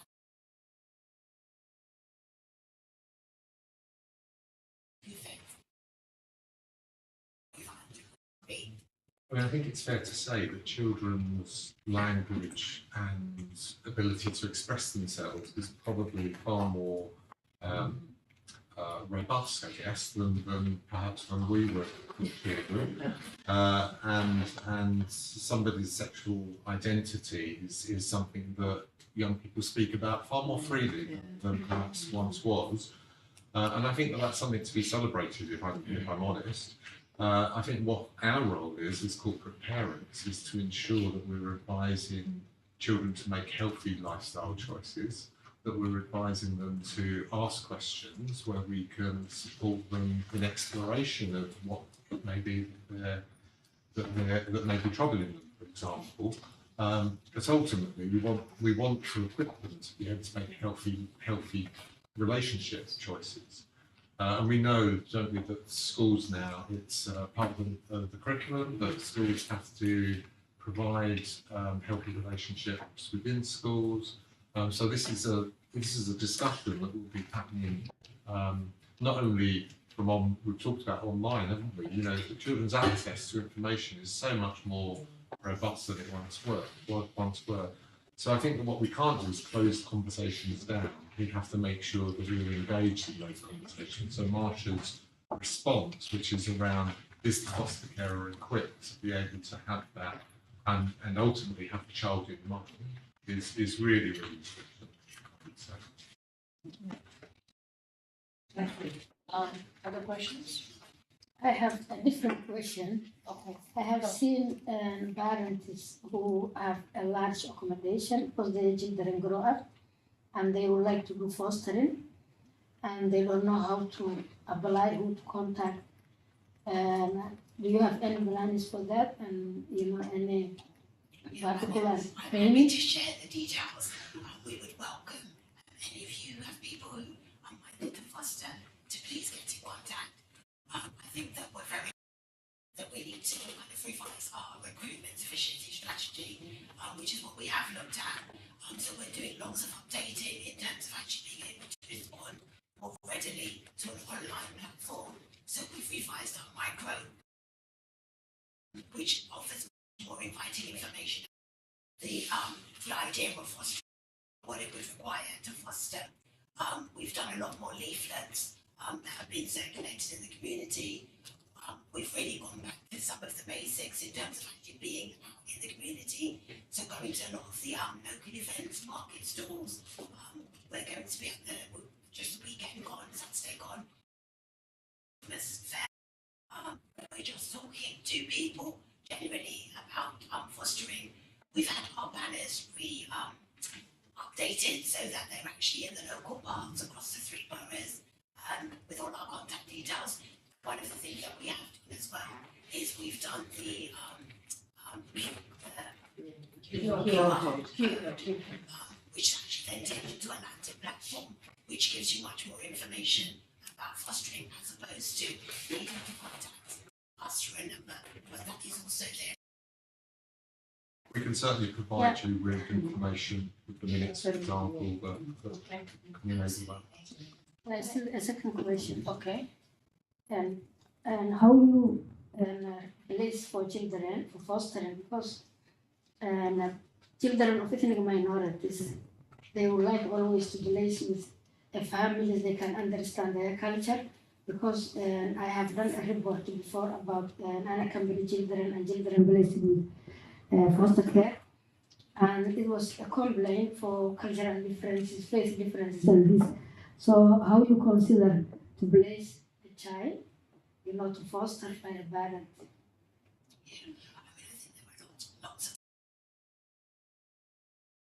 so many conversations with young people where they would be the kind of need is, which would be their cultural needs.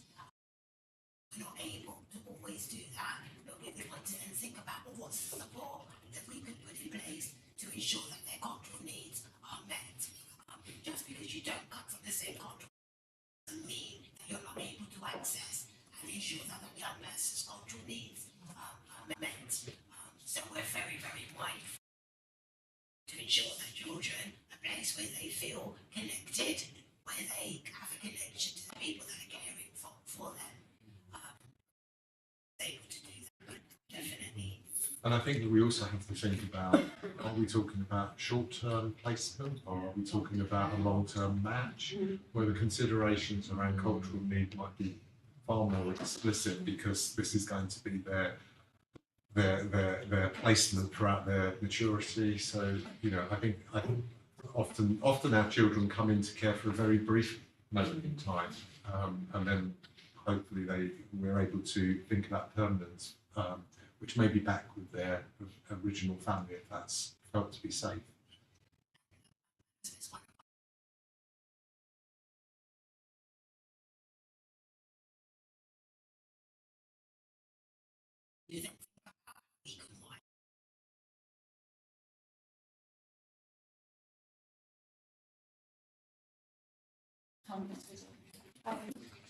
Are you able to give us a picture of the type of children who do join foster families in this borough? So are they local or do they come from outside the borough and other foster parents in the borough?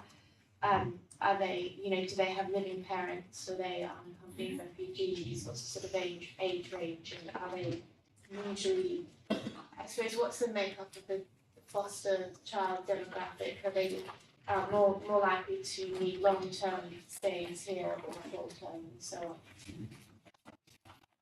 Alex, do you want to respond, because it's in your corporate parenting report? And I suppose as well, just to follow up from Councillor Eason's question, I sort of echo the point that she made around cultural needs as well, and also not just cultural needs, but I suppose gender related needs as well. So not placing a girl in a family full of boys or young girls and so on. Yeah. I mean, we have a very small cohort of looked-after children, so Yeah. at the end of the reporting year that this report's referring to, so as of the 31st of March, it was 101 children, to which 40 of those were unaccompanied asylum-seeking children. Yeah. So we're talking about 40% of our looked-after children there, roughly. And they tend to be 16 plus, from a wide range of different countries. So our cohort of looked after children are extremely diverse, but as I say, 40% would not necessarily have been raised in RBKC. The other 60% would have been children that have local connections. And the gender differential is because unaccompanied asylum-seeking children tend to be young boys, that very much distorts our gender demographics. Just in terms of profile, the trend really is for late entrants, so being accommodated in mid-teens really, 15, 16, 17. And I think on the whole, we wouldn't place a 16 or 17-year-old in foster home because we want to, prioritise younger children. I think that's probably fair to say. But you then might have somebody who's fostered early. It's a successful placement. They've stayed there. They'll stay there until possibly 18, 19, 20, staying put because they might be going to university or, and if it's a successful placement, they'll stay there. And do we monitor, so obviously it's a small number, 101 children, so small numbers, and do we monitor their sort of next steps and gather data around post-foster family activity? Yes, so, oh, sorry. So what I was going to say is that when a child, as Glenn said earlier, not when a child comes into our care, they don't necessarily always stay in our care throughout their whole of their childhood. If it's safe for them to go home or to be cared for within their wider family network, that might happen. But for those children who are in our care, we have really, really, really robust support that is put in around them. So we have what's called a virtual school, which monitors, they have a teacher that's allocated to them that monitors their education progress. We have personal education plans, which monitors their educational achievement, extra support will be put in. And when I say education, it's not just about what they're achieving at school, it might be their interests. So for example, if they're particularly interested in music or something like that, we'd want to encourage them like a good parent would do. So we look at that. We're also really, really interested and concerned about their health and well-being, and that's not only just their physical health, but it's their emotional health and well-being as well. So within the service we have a looked after children's psychologist who can provide support directly to the young person but also to the carers. And then sort of thinking about their culture and things that they're interested in. We want to look at that as any good parent would be. So how do they celebrate their birthdays? Who are their friends? That sort of thing. So it's when we look at them, it's thinking about, like a parent would think about, what would we really want, what would we aim high for those children? But also I suppose we need to be mindful that some of our children, whilst they're achieving really good things that you'll have seen in the report, that also they have often come from backgrounds where they've experienced particular trauma and disadvantage, and that makes accessing some of the things that their peers might be doing more challenging and harder for them. A major task for us as a child enters care is to think about how we can exit them. So actually, out of the 101, I think it's only 18 have been in care for longer than 2.5 years. So they either, certainly the late entrants, would exit out of care and become care leavers, 18, where we also have a statutory responsibility to support support them up to the age of 25. But the small cohort that are in care for longer than 2.5 years, then we would be thinking about permanency, and that might be where we're matching to foster carers that can meet their specific needs, etc. But ultimately, what we want to do is ensure that we hopefully get children out of care, which could be through adoption, through special guardianship, or could be permanence with extended family members. And also, once they are in our care, just because they're in our care doesn't mean that their families and their network are not important to them. So it's really important that we maintain their links and family time and with people who are important to them. So some of them will have families locally, even though Yeah. Obviously not the unaccompanied No, asylum children, but the obviously local residents would. And we have a duty to ensure contact with their families, etc. All ways when it's safe to do so.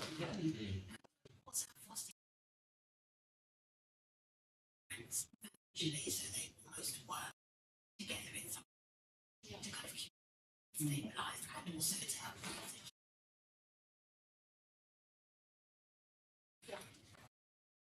I just, if you don't mind, I just pick up on. I actually sat on the adoption panel for 4 years, which was absolutely fascinating and incredibly moving and interesting, and it was like reading an extraordinary novel into people's lives. We've done. So I just thought I wanted to big up actually when you're talking about matching, how effective that panel is actually, asking really challenging questions of the prospective foster carers about how they will identify the cultural needs of the children that they're looking at fostering, their religion, about the other family members and all those sort of things. And I was sort of really impressed actually about how, the depth of the questioning, and also sometimes the pushback of sort of from that panel sort of going, well, we're not particularly sure that is right. So I think that's important for everyone to know maybe that doesn't come out through this. But I just wondered, only because it was an area that I always found quite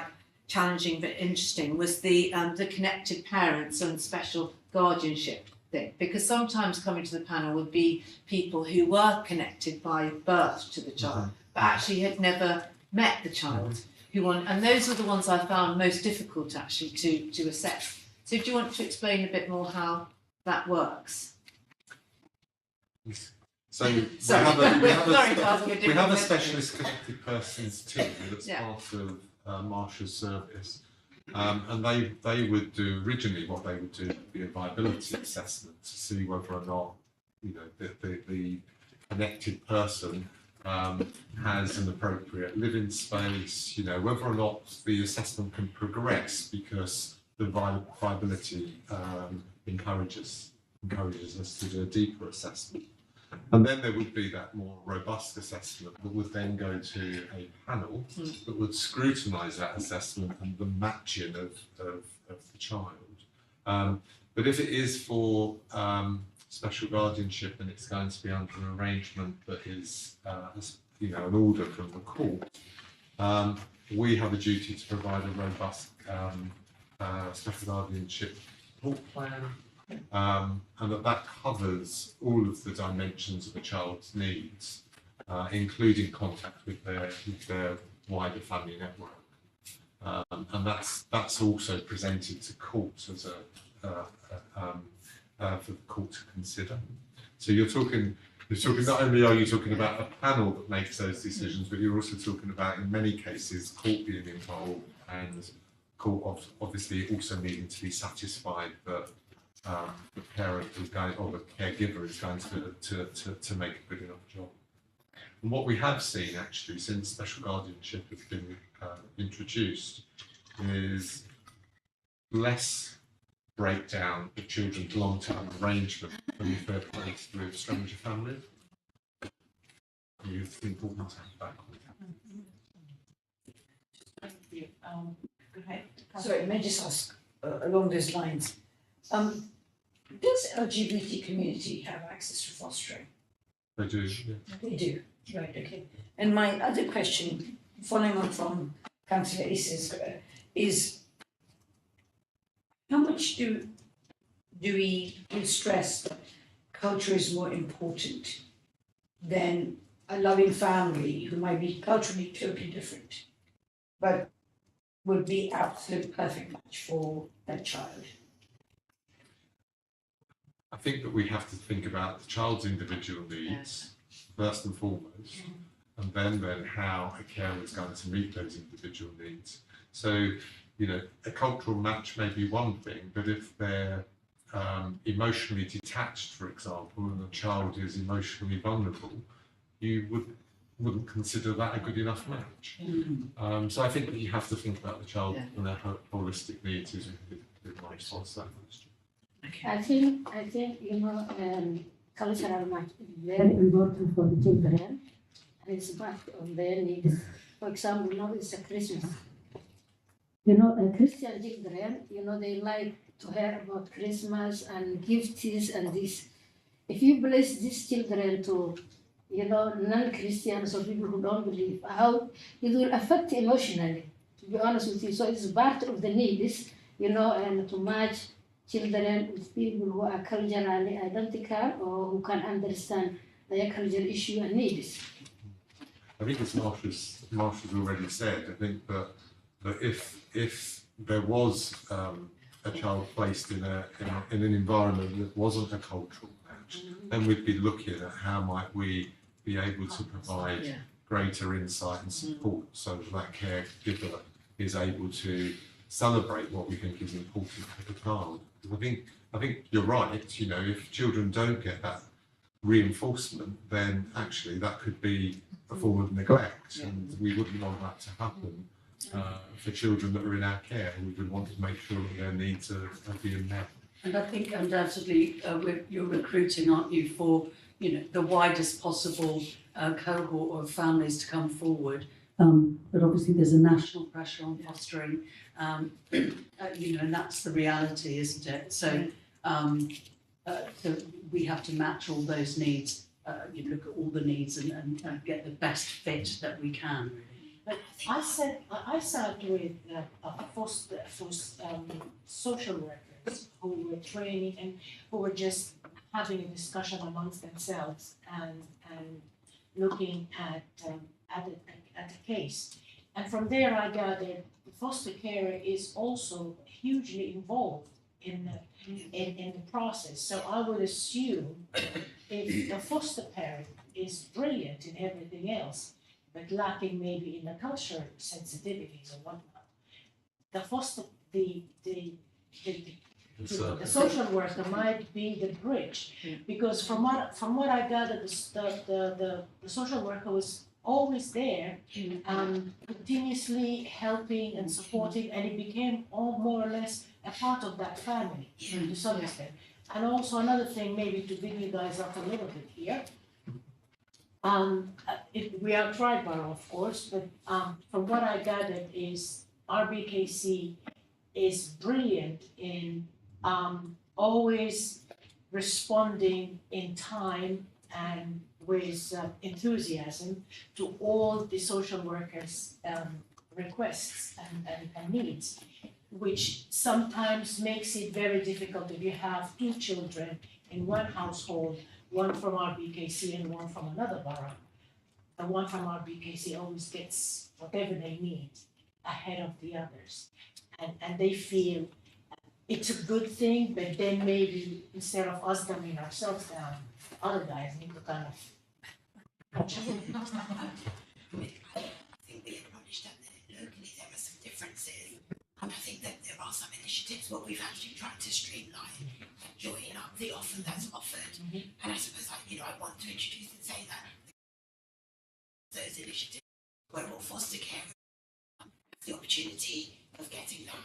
And we had a more recent offer that was kind of driven by one of the other local authorities, that the other two local authorities actually agreed that it would be beneficial, and that was around the sort of rebate payment that went back to foster carers.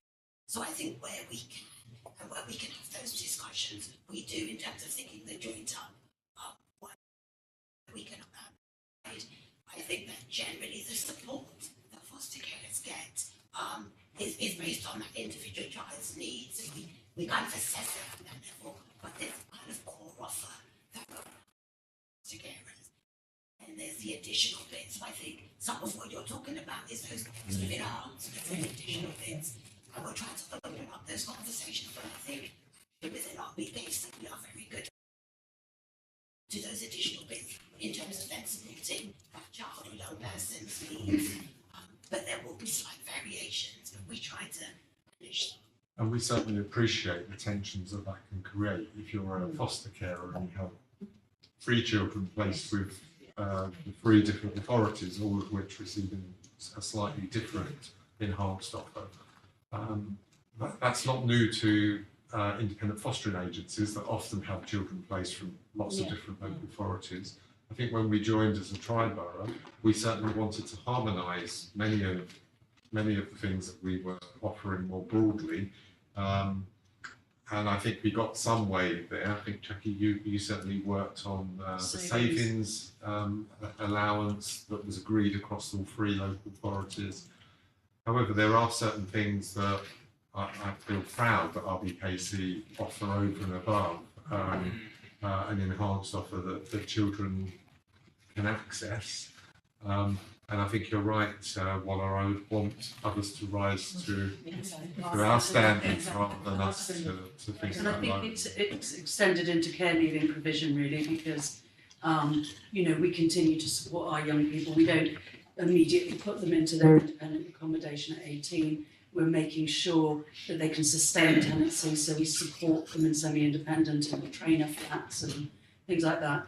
And I don't think we have any evictions over the last couple of years.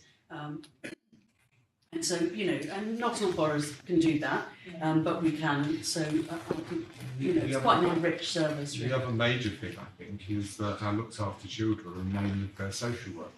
So at 18, we don't pass them over to a different team. It's a continuation of a relationship. So that social worker would have had knowledge and a relationship over time. It's really important to look after children. And at 18, where lots of things are changing in their life, you don't need another change to encounter.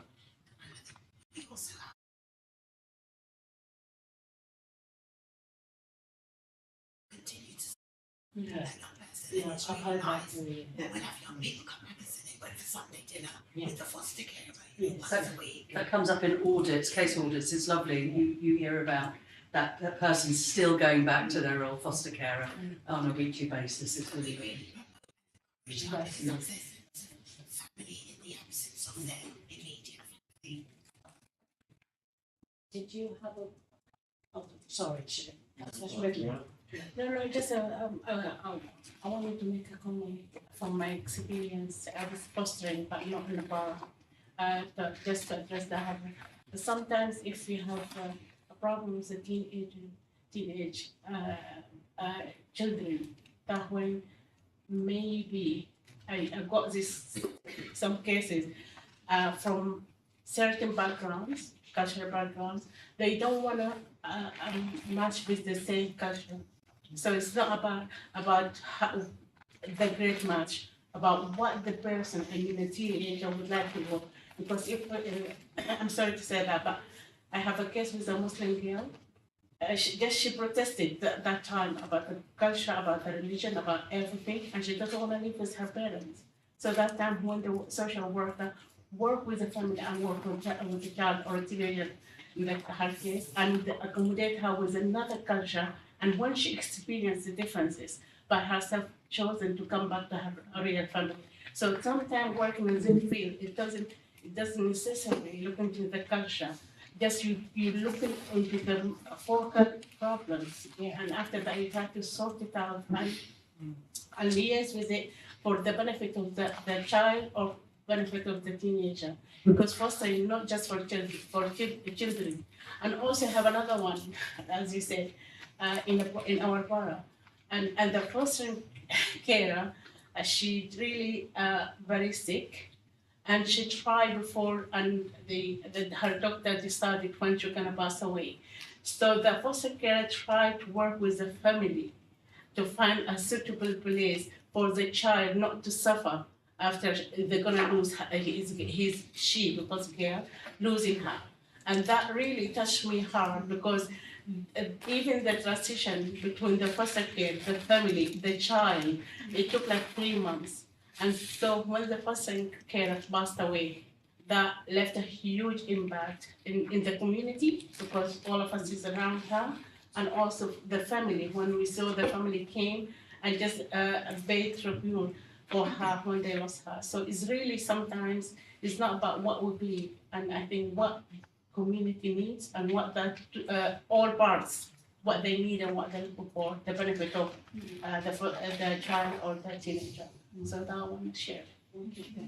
And Councillor Schmidley? I think the chair's actually said most of what I wanted to say. I went to the same meeting, with the reflective meeting with social workers from around, I think, all 3 boroughs. And the thing that came out, which I'd just like to underline, is how much better the offer is of this borough. And the thing that concerned us, I mean, it's been mentioned, it's all known to all of you working in the field, but certainly new to us, is the difference in, and sometimes significant difference, in the offer given to the children. The add-ons, as you said, as Ms Hanford said, the add-ons that the children get, and that could be a source of tension in families that have got more than one child from more than one borough. And I appreciate, in fact, as Rayford Hayes said, that and I think you mentioned earlier to me, that there are conversations going on, but what I would urge is, at least with one other borough, where I'm told the differences are much smaller. One of the social workers said there's a convergence between 2 boroughs, one of which is Kensington, and not with the third one, at least with the one where we appear to be converging, to try and have a single benefit list, X number of visits to the theatre, X pounds, whatever it is, and that's what I would encourage. I can't urge anything, but I could encourage to aim for that sort of thing. I don't know whether that's possible within, I don't know, 12 months to try and reach a conclusion, do you think?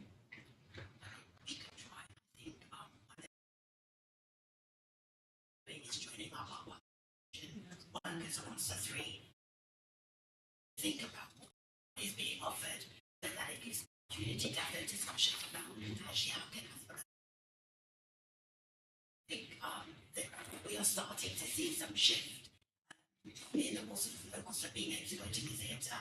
So I recently went to the theatre with a group of young people across all 3 boroughs. Actually, whereas before it would have just been the RBKC young people. So I think that it's small steps, but it's heading in the right direction. And I'm hopeful that we will get there in terms of actually being able to streamline along. Because clearly it's a financial issue, and how each borough decides to divide up its or allocate its funding. But I think we're talking about Westminster here, and Westminster, I'm sure, has got a reasonable amount of money as well. So you'd think it shouldn't be too difficult to level up to whatever level we need to get to.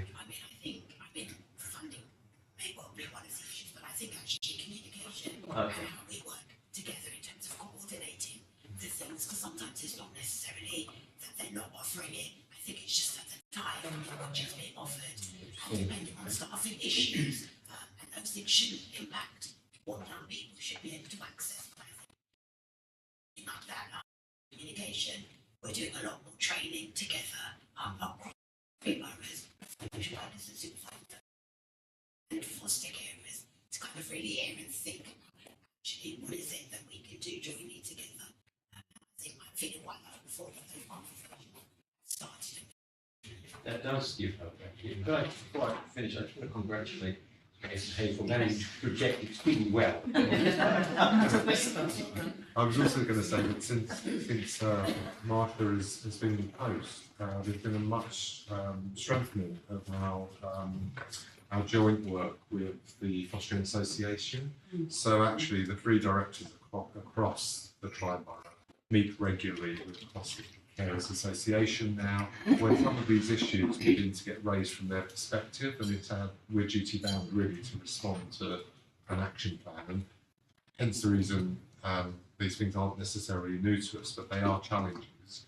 And if I was when we talk about the savings scheme, Jackie, how long did it take to get that agreed? I think it must have been about 18 months. It was a long time, but also because we have different systems, different ways of accounting and so on. So it was very complicated, but worth it. So, you know, at 18, young people will leave with a certain amount of savings depending on how long they've been in our care, but it gives them a bit of something, and so that was worth doing.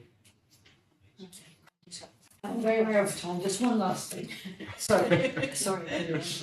One thing that came across that we often use private agencies. Now, and I understand that the criteria for foster parents, we are very stringent on how we, look for a potential foster parent.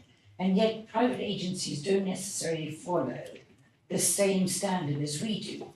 But yet, if we are looking for foster parents and we can't find any, we go to an agency, and the agency might come up with the same parent whom we would have rejected, but they would have come to the, is that true, or is that?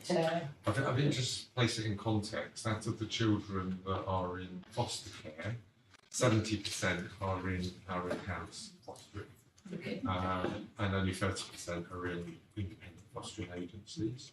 And often that's because there's a supply and demand issue. I think Harrison's just referred to that in terms of sometimes at the point of entry into care, there isn't the placement in-house, and we're obliged to look elsewhere. We would want to ensure that the standards of care are high, and we have other mechanisms. So although we're not the assessing authority for those foster carers, that's the agency that does that, there's other mechanisms that are in place that we would want to be satisfied by. And that's our independent reviewing officers, placement meetings early on in the time when the child's placed, and ongoing monitoring of that placement to ensure that they're meeting the child's needs. But it is only 13 children, I think it's 13 children that are in IFA placements, 30 are in our in-house placements. Okay, thank you. Thank you. I guess, Jane, have we, anything, Richard? Thank you. I guess we're just going to do the corporate parenting. Anybody want to? I mean, I think We we've probably covered Yeah. really. Anything you want to, you think? No? Okay. And it's definitely in here, I just meant to draw it out.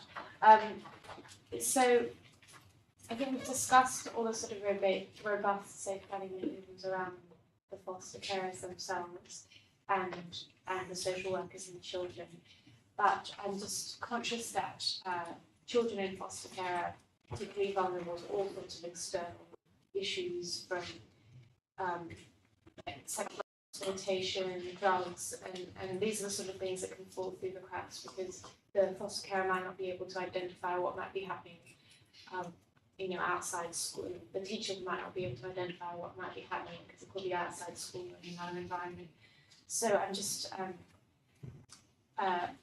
wanting to know how confident you are that you have the mechanisms in place to be able to identify those sorts of issues and to manage them and prevent. I think you're right about some of those challenges that young people are facing, and that's not just looked after children, it's children in general. I always read that it's particularly it's children, especially young girls in foster care that end up being exploited, or young boys in foster care that end up more vulnerable to gangs and so on. So. And I think there's no doubt that by being looked after, that you've experienced a number of vulnerability. Yeah. And I think when you look at in the report and you look at the cohort of our looked after children, if I'm taking out the unaccompanied asylum-seeking children, actually young people that have been who are being criminally exploited sometimes do come into our care. Yeah. And in a small number of cases, we've had to move them out of the area for their own safety because of the risk that's posed to them in the borough. So you're absolutely right, it's a challenge. And I think, everything that you read about criminal exploitation, child sexual exploitation, about, you know, we're all looking for that magic kind of, you know, how can we, you know, we talked about it about a bit earlier about resilience and how we can protect those young people. And actually, I think one of the things that comes out is about relationships. And so, you know, we each looked after child as an allocated social worker, that wherever possible we don't change, and that sees them through and builds relationships with them, tries to build relationships with their family, people who are important to them. They also have an independent reviewing officer who oversees their care and is independent from the social work team, so adds some challenge to what we're doing. I talked a bit about schools, the virtual schools, health professionals. We also have advocates, independent visitors, mentors, and then there are particularly, we also have workers within the local authority who are, for want of a better word, they're within our community safety unit who are experienced of working with young people who are criminally exploited. We've got a particular worker who will work with young women primarily who've been sexually exploited, or boys if that were to be the case. So there's lots of support, and there's a number of different voluntary agencies as well that can work with young people, but it's a challenge. Sorry, I was just going to say, I know that Ms. Flahive mentioned it earlier on, but we were subject to an Ofsted inspection, focused visit earlier on in the year, which was very much on this theme. It was around extrafamilial harm. And they were satisfied that we had robust mechanisms in place that identified when that was happening at any part of the child's journey, including looked after children. I'd really urge members to read that report, because it was very reassuring in what is a very complex area of safeguarding. And can I just say, Glenn's being very modest. They were actually deemed outstanding by Ofsted and the best in the country. So well done. Can I just add, in terms of rigour and oversight, the independent reviewing officer's report was, so we do an annual report in terms of the role, that they have a civic safeguarding role to oversee all the care plans for our looked after children, and I think it was in your pack for reading, not for presentation, but that will give you an overview about some of that rigour and attention. Okay, I guess we can summarize this and say thank you so much for a very enriching report, very thorough. Gave us a lot to think about. And now we can move on to the annual complaint report. Thank you. Thank you. Thank you for coming. And well done, Marshall. So unfortunately, our complaints officer can't be here today, so I agreed that I would field any questions from you. Well, this report is produced annually as a statutory requirement for the authority, and provides a summary of the social care complaints received in children's services.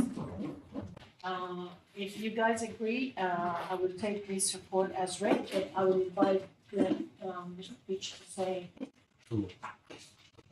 So, as Cathy Riggs has highlighted, this is the annual complaints report. We felt that it was important to come here today because we felt that it gave you also the window into some of the users' experience, and not all of which is positive. You know, when you're making a complaint, you're dissatisfied by an element of the service. So it's the complaints and compliments that we've received over a period of time.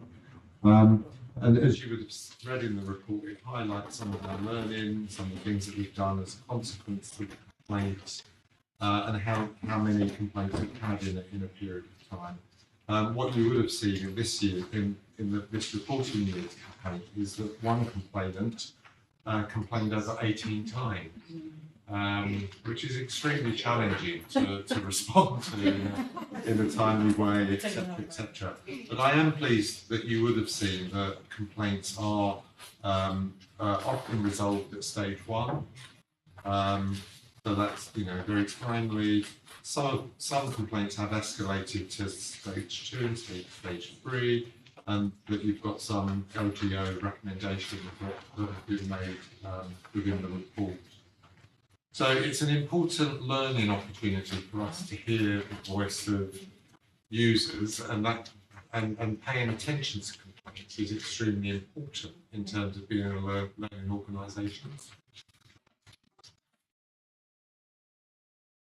I hope I've got the right end of the stick here.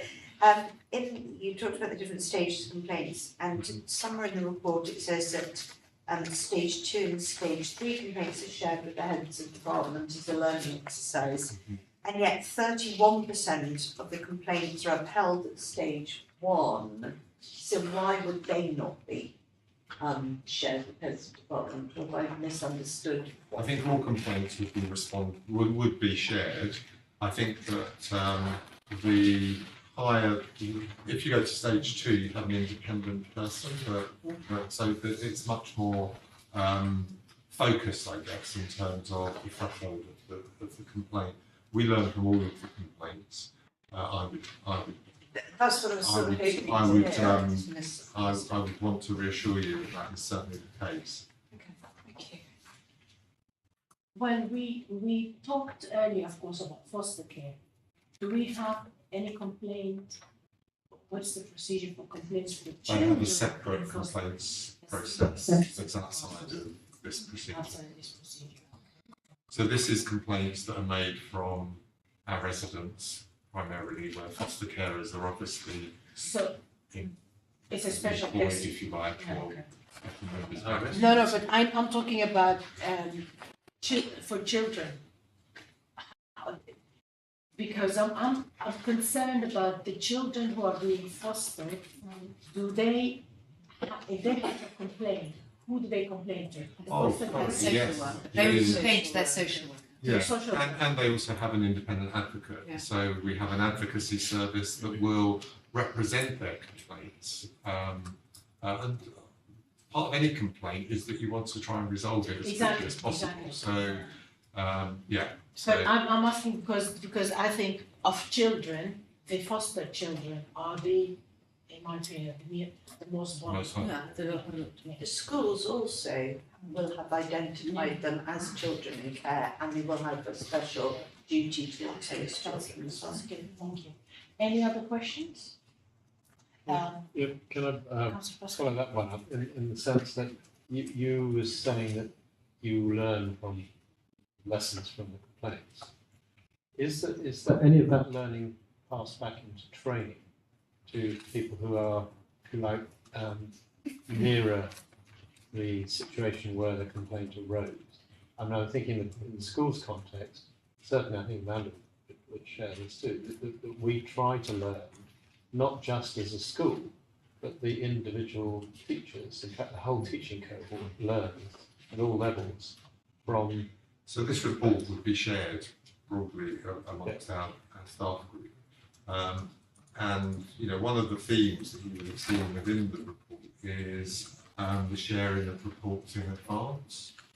And often families, if you're having a report written about you and you have an opportunity to comment on that in a timely way, that can lead to a number of challenges and conflicts. So certainly we've said how important it is to share those reports in a timely way, and to make sure that you note. It doesn't mean to say that you have to change your assessment, but if the family is not agreeing with something, that there is somewhere on the file that you have noted that disagreement, so that the family can feel heard in terms of their representation that they've made. So they're the kind of things that we learn from complaints. And one of the things that I learned from 2 individual complaints we had in school context was that one family did want to make a complaint, and also had the objective of informing us as a school about how we could improve. And they had a desire at the beginning of the complaint process to actually help us get to the point where we understood their problem with us. Whereas another family was not in that frame of mind whatsoever. And wanted to make the safe, and that was the point. Some of our work is obviously very adversarial. you know, if you're removing the child from somebody's care, you're not necessarily going to have the kind of relationship that isn't fraught without any conflict. And therefore we have to train our staff to be extremely skilled in being able to hold some of the assertions and representations that are being that they have to encounter, I guess, on that journey with the family and the child. And it doesn't end. I mean, the family that made the 18 complaints, for example, is a family where the children are they're in a custody dispute and the children are placed with their father. But the mother has made endless complaints in relation to our work because actually their relationship has broken down and it's become extremely contentious. So yeah, we are thinking. Oh, I didn't realise we are thinking about how we might enhance our vexatious complaints procedure in the wake of the 18 complaints from a single individual. But equally, in next year's report, you're going to have a similar pattern of a serial complainant. And again, it's a case where we're in proceedings, it's an extremely adversarial process. Are they using you as the forum to have their fight? Well, I think that they're not in agreement with our care plan for their child. And ultimately that raises a whole host of issues. So therefore they might identify a particular decision that you've made and want to complain about that, etc. So, yeah. Councillor Acey? Thank you so much. And my question is about, again, cultural issue. Ethnic minority families, they have language barrier. They also have a phobia of caring for social services and complaining. How can you encourage these people to come up, you know, and the issues they're hiding, and how early you can detect this? So I think that certainly if families we're working with have language issues, then we would think about an interpreter. But they're scared, that's what I said. They have issues, but they're scared, they cannot, you know, come forward. And what's come your forward to make a complaint or come forward to seek services? Yes. Both. Yeah, sometimes the language barrier, and then they have phobia of scaring of social services and what happened to their children. Maybe if they say something, their children will be taken. How can you support families like that? I mean, I don't necessarily think that's culturally determined. I think that lots of families have anxiety of working with social care because of what they might read in the papers, of what they think social care is there to do, stigma, etc. But they often think that we're here to remove their children when ultimately we spend most of our time trying to support children within their birth family. Actually, that's not a narrative that is universally known. I mean, what the dominant narrative is what people hear in the media and the press. So I think that we're often having to respond to some of those misconceived ideas and thoughts. TV dramatisations doesn't help, does it? And that's why it might be, in that situation, it might be worth using a voluntary sector organisation or community, using a community as a kind of a bridge. Yeah. The family may have more confidence in talking to a particular community representative or have access to a voluntary organisation that could then, for advocacy, I also for example. think the language barrier doesn't help. No. There is an irony, isn't there? We're only doing a good job if we really work hard to make sure we can complain about ourselves. I'd just like to add that the compliments outweigh the complaints. And it was good to read. It was good to read. Yeah, sorry. I missed something. I didn't fully understand the complaints. People are complaining. I understand there's two types of complaints, statutory and non-statutory. But is this only the foster carers who are complaining? No. This is But it's not the children. No, this is across the piece. This would be complaints across the piece. Particular case, Yeah, whoever it is. and it's children's services, so it's not just family So it's services. got It's across the piece. So it's included in here might be families with children of SEN, for example. SEN. Oh, right, so not fostering, just. No. Not just fostering. So no children complaining, it's adults complaining. Often they're complaining on behalf of their children. So their children might be the reason as to why they're complaining, because it's children's services complaining. Do we have any breakdowns when you know it's a child's complaint? I mean, it's difficult, I'm sure. If an adult's saying, I'm complaining because this boy of 13 you placed with someone else, and the boy is unhappy with the carer. Our independent advocates would have the numbers of children that make representation. So that is under, okay. Any other questions? Okay. Thank you. That was We welcome it. I mean, this is really important work. I really appreciate it. And I mean, as new majority new members, I think that you really are very interesting and I think Not one of the members, sorry.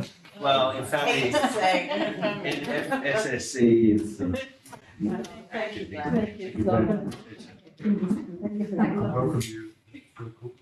Okay, well, we. Thank you so much. Thank you to you and your team. Thank you very much. Yeah, great work. Thank you very much. Thank you. Amanda. So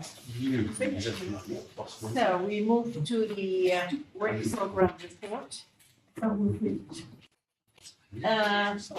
Members are recommended to discuss the work program report for this year. We have, I think, two more meetings, Chair. We have two more meetings, but one more topic. Yeah, so on the 22nd of February, you're doing health and wellbeing for children 0 to 5. 0 to 5, yeah. Taking on the impact of COVID. And then 19th of April, you're going back to look at children, young people not in education, employment or training, which is what you looked at the first meeting, and it's reflecting back. So you might have some flex if you wanted to in that meeting. If you wanted another topic, you've got some flex there, but that's up to you. Shall we, Very yeah. 270. Oh, yeah, now, I like it, now they're all, I like this numbering, by the way, page 271.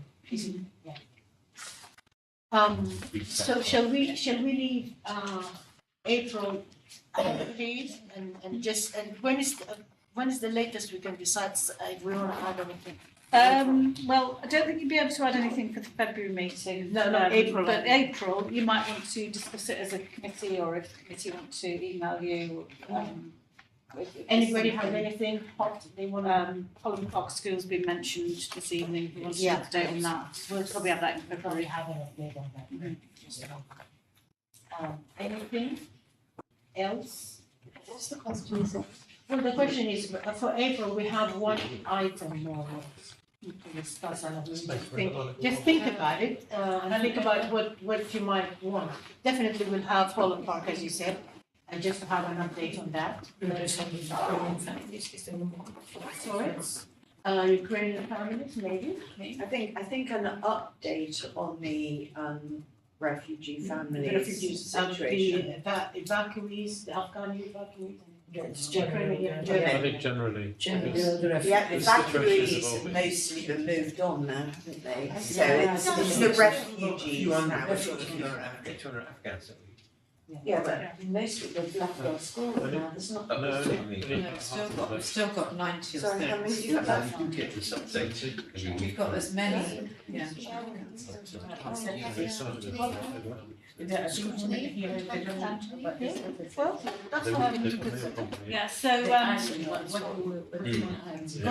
through the chair, the independent chair for the local safeguarding children partnership, report was not able to come this evening because, as explained, she was unwell. So she is also a scrutineer, so you may wish to ask her to in future. Yeah. Some of your questions would be more appropriate. Yes. Yes. Yeah. Any member of the officers. Okay, we can do that. Her name, sorry. I can't, Aileen, I can't remember her last name. Aileen Buckton. Thank you. Say again? Aileen Buckton. Okay. My cheat sheet. Okay, then any other written or items you consider? Sorry? I'm sorry, you're saying any other business? Yeah. You're not, I'm sorry, I thought you were saying any other questions. No, there was no questions. Any other business, anything? No? No, it's good, No? thank you. Everything is good? Everybody's fine? Everybody's talking among themselves, so I guess we finished. Thank you, Chair. Sorry. Sorry, go ahead. For me, as I mentioned, Monday is very difficult for me, and I resigned from the committee. That's between you and your whip. I already informed, so I want to just inform So you. so you want to resign from the committee? Okay. Because Monday is very difficult for me. I work full time and also I fast, as I mentioned. And then I have to travel. If it is online, it will be okay.